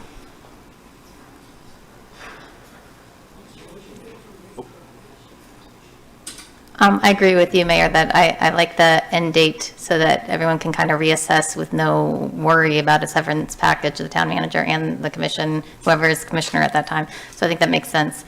I'm good with 2 years or 3 years. I mean, there's been, input that people have been saying it's been less than satisfactory. 2 years is reasonable to me. Since we're trying to go through this and it's going to take a while to go through each item, I can let you all know where I stand on some of these issues. And if I think the 128,000 is reasonable. I think the 2 years is. I'm sorry, can I Did you? interrupt you? Yeah. Yeah. I'll tell you why. Yeah, absolutely. That's why I asked. Well, I'm not trying to, what I thought I think it might be easier to go through each one of them individually and then try to get a consensus. Okay. And, it looks like we have a consensus on the 2 years, and it seems like everybody's would like it to remain at 2 years, so. I'm down with that. Okay. We had briefly talked about, just a minute ago, the mechanism for establishing an adjustment to the base salary. And I was wondering how the other commissioners felt about the tying that, at least a portion, tying that to the same raise that the town employees get. And of course, we have the option there of making modifications to that based on review of the budget. And whatever gets put in the budget gets approved. And, that way we don't necessarily have to, toss that around again. Fine with that, too. Okay, so,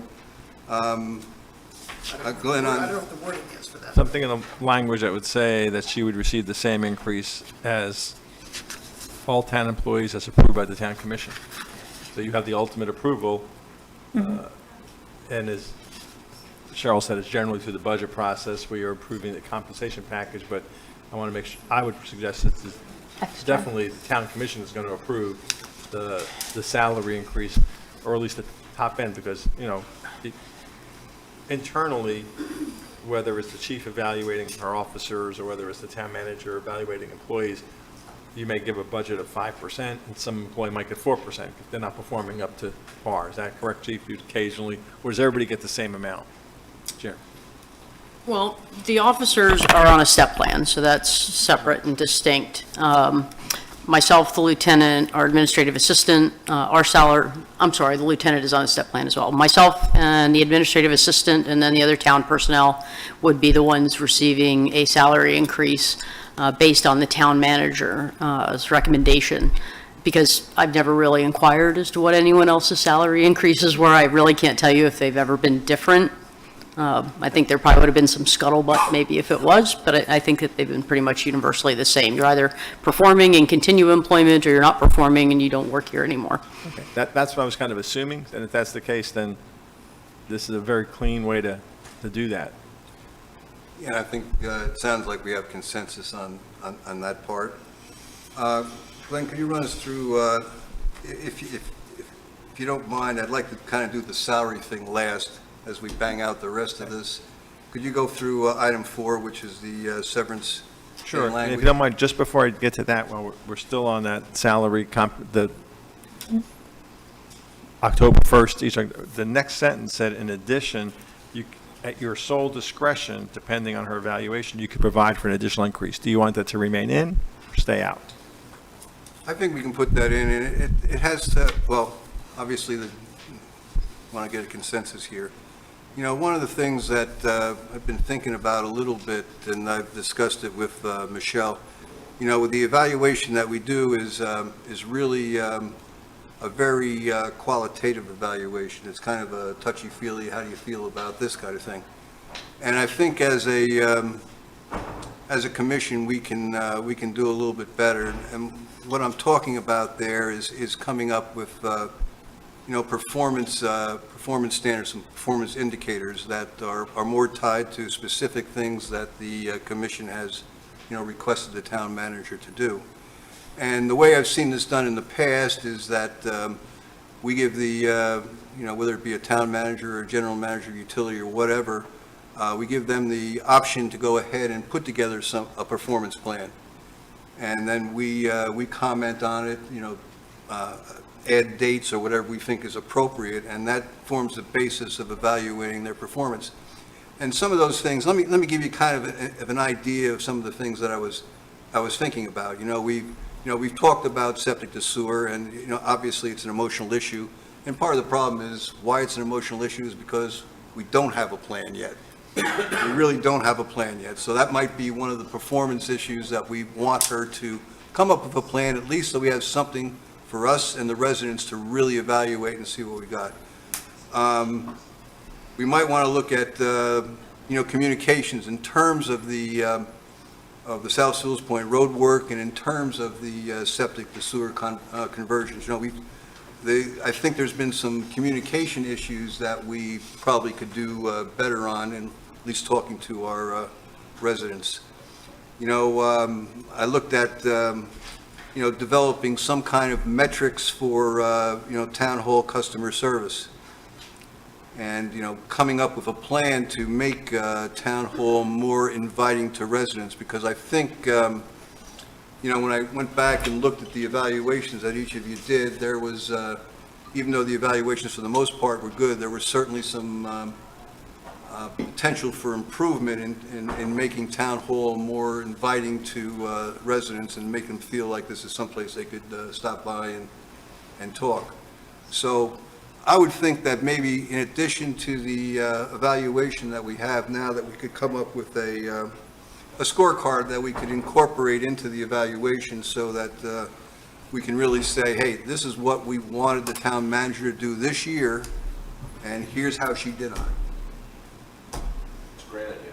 And if that's, we can make that as part of the evaluation for whether she merits any kind of a raise above the, what the staff is making. Tied to our strategic initiatives. Exactly. Yeah, exactly. So, Mr. Mayor, I have some language that I think might address that. Right above paragraph C, at the bottom of B, on page 5, where it simply says, the evaluation form or process to be used shall be in such form as the town commission deems appropriate. So you have all of the authority in the world to decide what metrics, what process you want to use. Obviously, from an employee standpoint, you'd like to know what those are at least a few months in advance before you're being evaluated on them. But other than that, does that open-ended kind of suit the concept? Yeah, I think so, because, at least in my opinion, some of these things evolve and change over time, and if you make the wording a little, too tight, then you wind up having to modify the contract again, and I don't think that's something we want to do on it. That's why I wanted to keep it a little open, that very reason. So is everybody okay with the, yeah, is everybody okay with 4, let's see, 4B?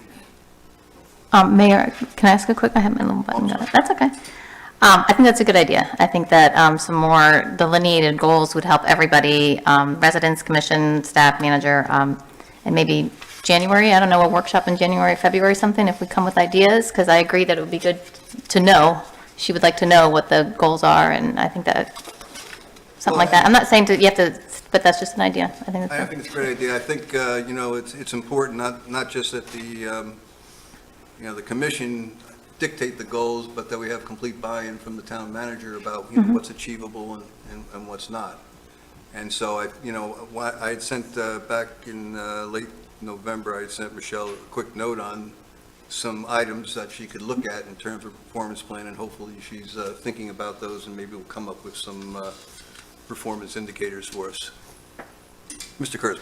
Yes, one of the things I think we could also help is a lot of times we ask her to do stuff, and some of the stuff could be controversial. And I think a lot of the residents don't realize that, and it goes back on her. And one of the biggest complaints is that I hear from residents, she's pushing sewer, she's keep pushing the sewers, and, you know, that's something, this comes about by the commission. It isn't like she woke up one day and said, guys, we got to have sewers. That's not the case. And I think part of we need to communicate better of what our goals are up here as a commission, whether we're, you know, against it or we're questioning it, but we're all for it. It just, people have to have better understandings on this. Over here, I got the email because people mentioned, and, you know, this is where the communication is lost.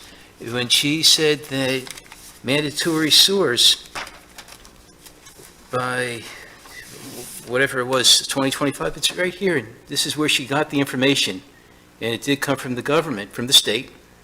And she repeated it, and there's stuff that contradicts what this says.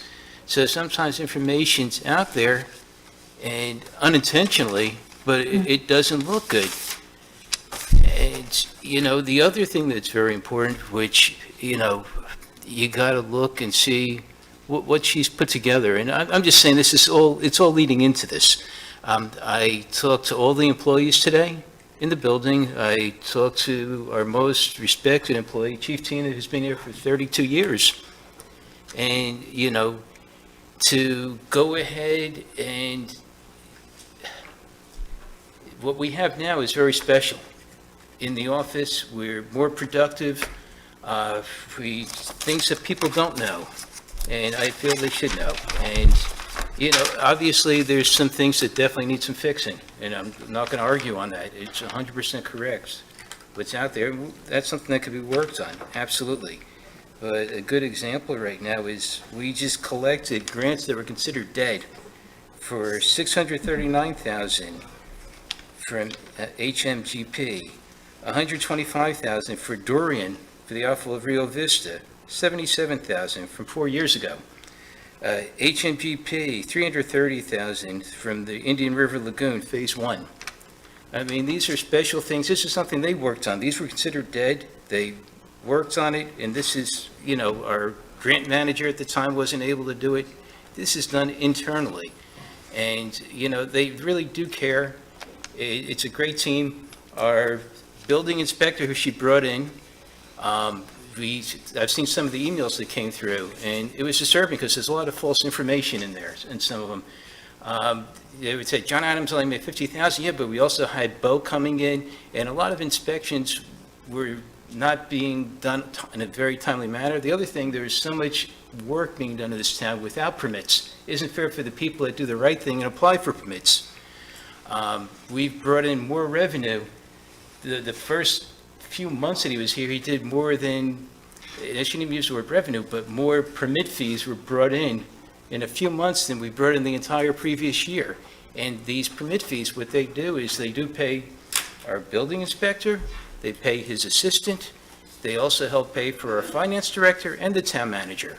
And these are things that are very important because these were things that were ignored. And, you know, a building inspector would argue that previously with a lot of the people that would come in, he was very unhelpful, a lot of people told me. And, you know, they felt that, you know, Jack came in and he was very compassionate to their needs and answers the questions properly with, you know, so a lot of things have changed. We have a town clerk is here. We replaced the town clerk. I forget, the previous one was making almost 80-something thousand a year. She's coming in for 30,000. And she's done the best minutes I've seen since I'm going through everything. They're very efficient. And these are people that have been recruited by our town manager. I could go on, and it's just, you know, things may not be perfect, but you know what? In there, we have the perfect little office in there right now with the employees. It's a lot of camaraderie. Everybody gets along and they work well together. And you can't replace that. And these are things that are special. And, you know, things could always be worked out. I want to explain this to the people that came up, and there's a lot more to things. I've made some notes.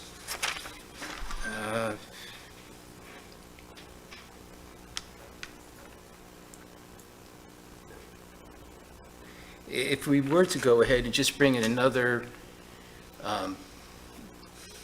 manager, pretty much what we went through before, the first thing is, it's going to cost a lot of money. You'd have to hire a headhunter, you're going to have to fly people in from all over the country, put them up in hotels, and it doesn't even guarantee you'll find somebody in the first round. And then eventually, if you do hire them, and then if you find out 4 or 5 months later you hired a dud, guess what, we're doing this all over again. And, you know, there's a lot more to it, and one of the people that's right next to me will tell you pretty much that we have a good thing going. And it's not perfect, and it could be improved, and there are some adjustments that got to be made on here, but I wanted to bring that up. I think that's important. Thank you. Glenn, can we go ahead and number 4? Excuse me, I have to say something. I don't even think No. out of this. What you just said, probably the dumbest thing I've ever Oh. heard anybody say in my entire life. Can you please, nobody's asking you. You're talking out of turn. Please. Sit down. Now you heard me. I was pretty dumb.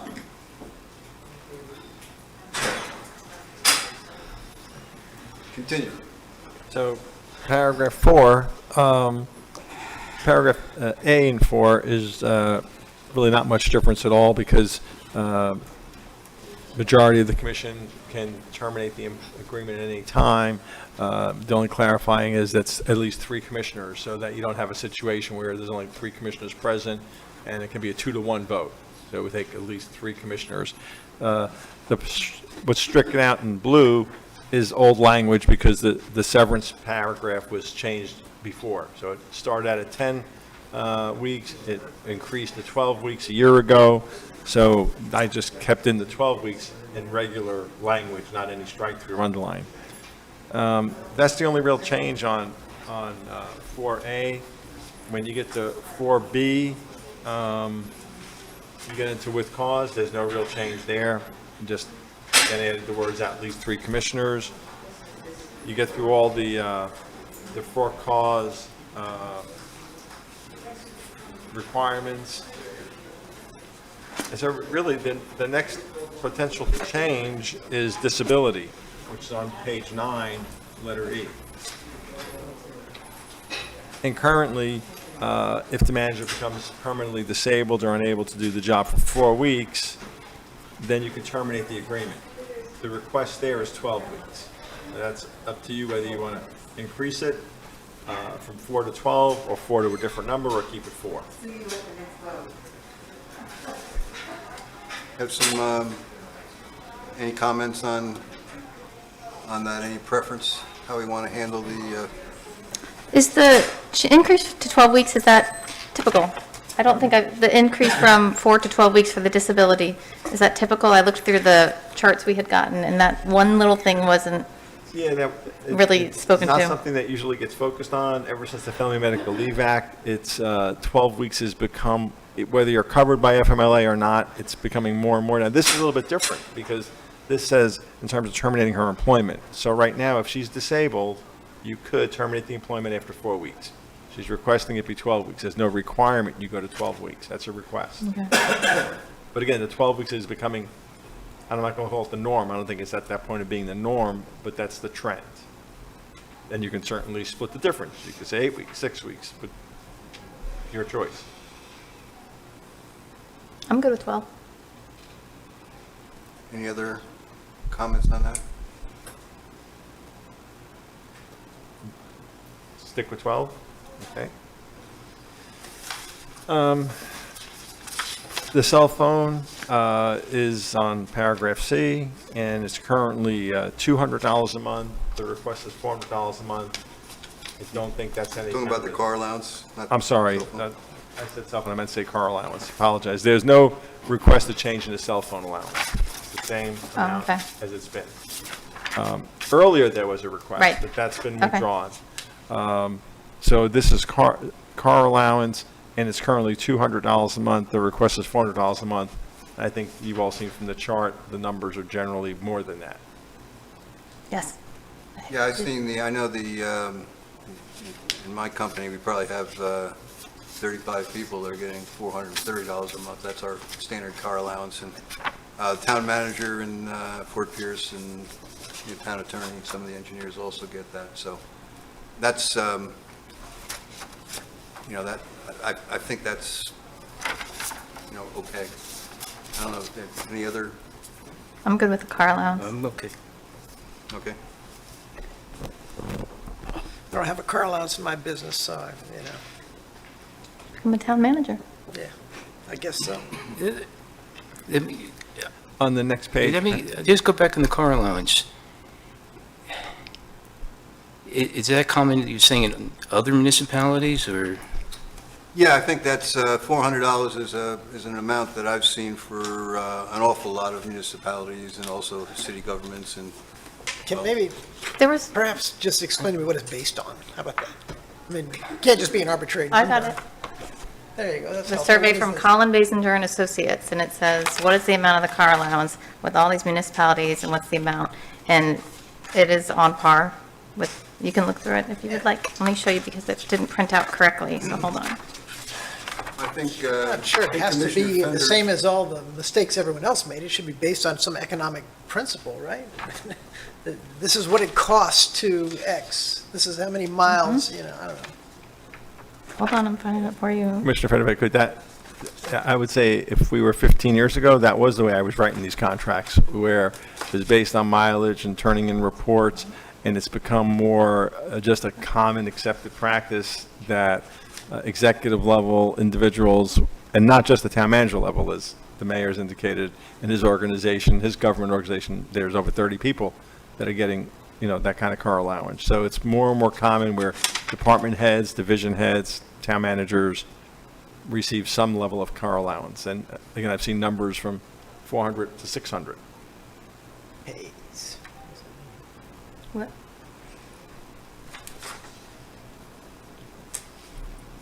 I mean, I'm not set in stone there, I just, I'm sorry.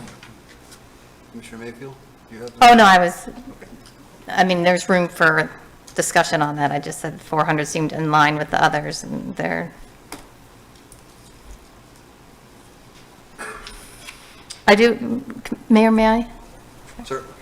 Since we're about to get to the next one, annual leave, I just want to make sure we note for the gentleman that just made a grand exit, the annual leave is 4 weeks annual leave. It went from 3 weeks to 4 weeks. So I don't know where 3 months came from, but if you're just looking at annual leave, it is 3 weeks to 4 weeks. And that's, that number, 6.15 hours per pay period is also kind of a standard number for, for directors and town managers. That's not unusual. That's really kind of a standard number. What does that add up to? It's about 4 weeks. I think it's That's about what I 4 just weeks. Yeah, about 4 weeks, I think it is. Or, let's see, maybe it's 22. 160 hours. 160 hours, okay, that's. 4 weeks? 4 weeks. 4 weeks. That's what I just said. There's consensus. You do have a background in that. I've been here 2.5 hours. I'm fading fast, okay? I get it. And for the record, I've got a college freshman daughter who just got off the turnpike, and my fuse is running low. I've only seen her 3 days in the last 4 months. So if there's a way for us to expedite this, I would greatly appreciate it. Okay, do we have a consensus on the car allowance? Yeah, I'm fine with it. To raise it to $400? Mm-hmm. Yes, okay. I can go ahead and ask number 7. I think the last item is really Section 8, page 11, which is disability, health insurance. You all know that when Michelle started, she didn't take health insurance. She's requesting some type of contribution. That's completely your discretion as to how much, if any, contribution you want to make towards our health insurance. And I'm not sure, I know Cheryl knows, what's the average cost to the town for health insurance for employees? Sorry to put you on the spot. No, that's Apologize. okay. So unfortunately, we have individual plans for each person, which is how we kind of get around some OPEB requirements with reporting. So it depends on age, and it depends on, well, basically just age. Age and family size. And family size, right. So for a single, we did have our insurance agent price that out for the town manager herself. Annually, it would be about $15,000 just as single coverage, if she participated. And so, and I'm sorry, so the employees contribute $110 per month themselves, and then the town would pay the difference. So it'd be 15,000 minus. Minus the 1,300, right, so upwards of $10,000.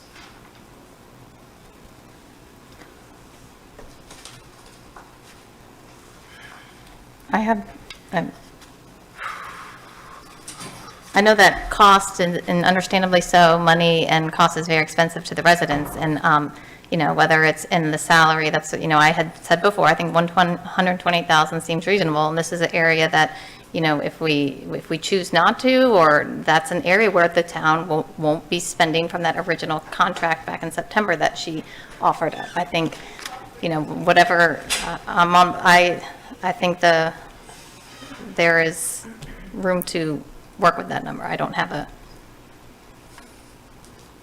Okay, any other comments? About salary? About contribution to the. Oh, contribution. Yep. Is this an either-or thing? I mean, is this assuming that she is not taking health insurance? Right, this was not, She's covered elsewhere.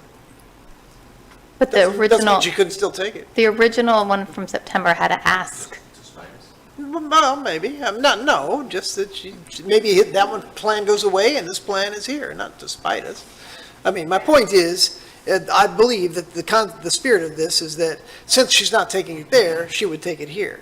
So since this is a contract, should it somehow depict that? It says she's declined. It does say that she has Does it? declined it, so. Oh, okay, so contractually she is declining it then, all right, Contractually okay, all declining right, that's her fine, okay. Town health insurance. And she's requesting some contribution to whatever her health insurance cost is. And you said that the cost we're saving is the difference between 15,000 and the premium, which would be $1,200 or $1,300? Assuming that she just took individual coverage. If she took family coverage, it's upwards of close to $30,000. Well, I think, I'm sorry. Commissioner Fender? I'm sorry, that was from old, that's old. That was old. Yeah. I'm sorry, I That's got okay. to be a little bit quicker on this. No worries, it's all Sorry. good. And so I think what I heard from Commissioner Mayfield is that maybe that's part of the, looking at the overall salary. You know, that maybe that gets put into there as opposed to, you know, talking about a contribution here. Is that what you're It's, thinking you know, about? at the end of the day, for the town of Sewalls Point, it's money out. So where is the money, you know, and if it's cost is most important, and we're trying to get to a number that is palatable to both sides, I think that, since she already had, you know, she already has. I think you're also trying to get to a number that is palatable by the community, right? I mean, you've got an optics issue that's a real problem here, based on a millage rate increase and what I would consider to be a massive Right. pay request, right? So the optics are pretty rough. So maybe you can soften them by this, right?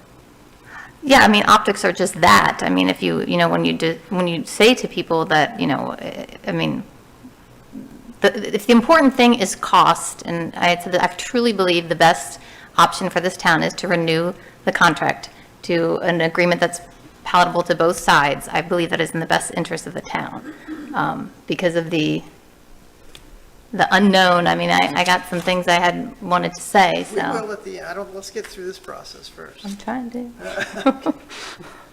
We're just commissioners. I know. We're just commissioners. Well, so, I mean, I'm not hearing that maybe we have a consensus on that particular issue. Do we want to table that until we talk about the salary? I think that makes sense. Okay. I think that sounds good. I think the aggregate number is really what all matters. Okay.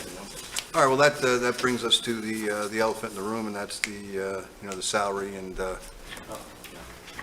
There is one more thing, and I was instrumental, I think, back then, we used to page 8, the top of page 8, if we're gonna give the courtesies of 12 weeks disability and 12 weeks pay, if there are situations beyond her control that she leaves, if we're gonna continue, then I think we should ask for that same courtesy in subsection 9 there. And I don't know why that's taken out. I don't want to be held over a barrel, and I don't want a future commission held over a barrel where a town manager has the ability of saying, look, I'm going to cut and run and go down and start applying to other places. And we want an open marriage, I guess. You know, I think there should be full disclosure. If the town manager makes a formal application, now that's pretty, you know, pretty structured, pretty formal, that there's just a courtesy, because we've got a skeleton staff that can do that role. I think the chief does a good job. But I think that number 9 needs to stay in there, because I think that we can be put over a barrel, and you know, we're a future commission, could be put over a barrel, and not having that, you know, knowing that there's applications being going out. You know, you're not going to give me an extraordinary raise.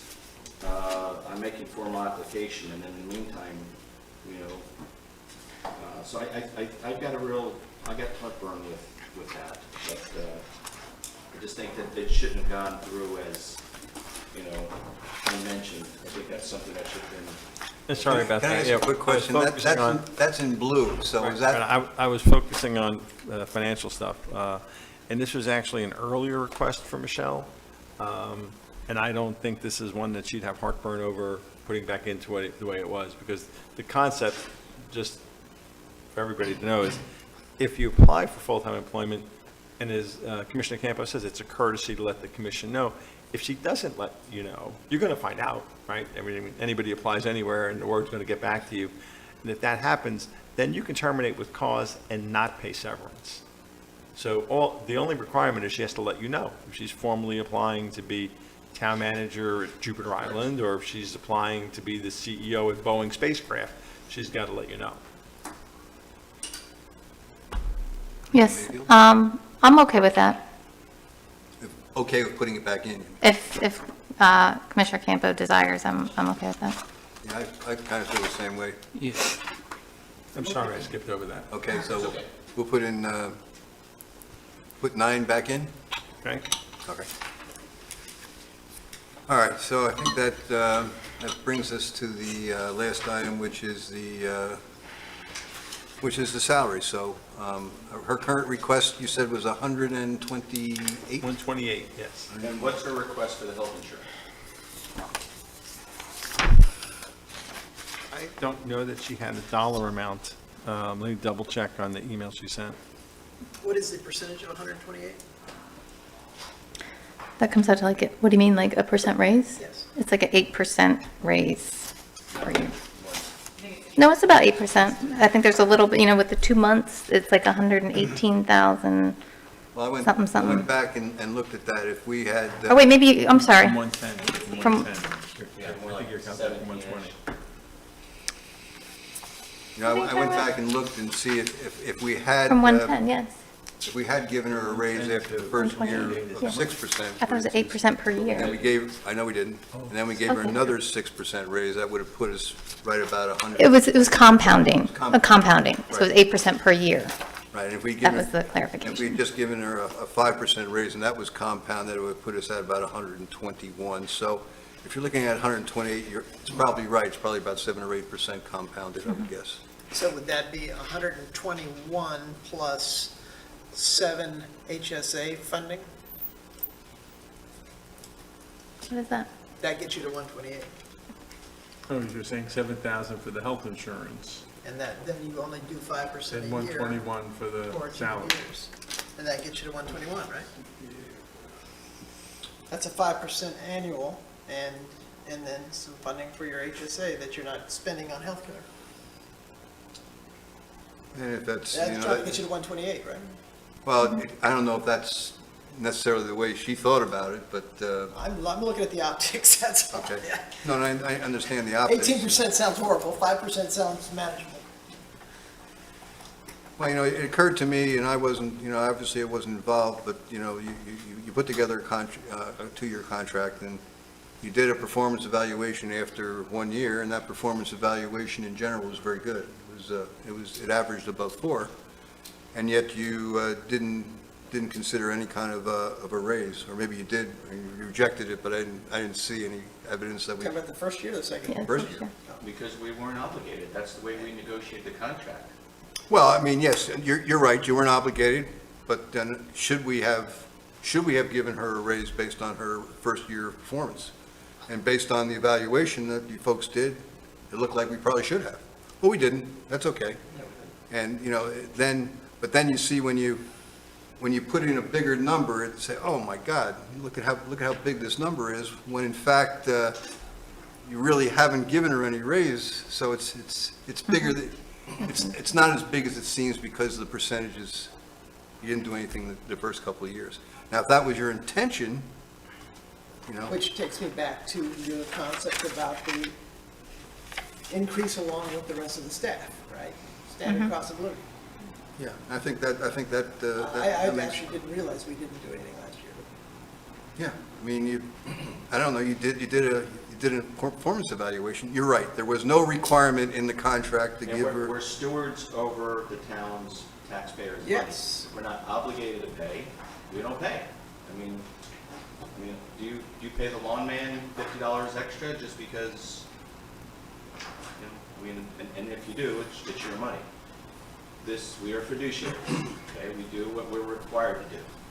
So I understand the optics and trying to fit, the genie in the box and backpedal. So that's, it is what it is. If it's $18,000 a year, it's $18,000 a year, but I thought that there was a number for the health insurance. It's either 6 or 9. It was $500 a month in September. Okay, so why are we talking about 15 now? I thought we were talking. Glenn, why are we talking about 15? I asked her how much I it said cost. 7. Yeah. Yeah, okay, well, Just put it in we're context. negotiating against ourselves. If she asked for 6, why are we asking about a $15,000 number? Just to know the context of what the cost would be. Well, I I wanted to think know that. what you're. Again, that's why I asked from the very beginning, let's start with where we are now and see where she wanted. I mean, and now all of a sudden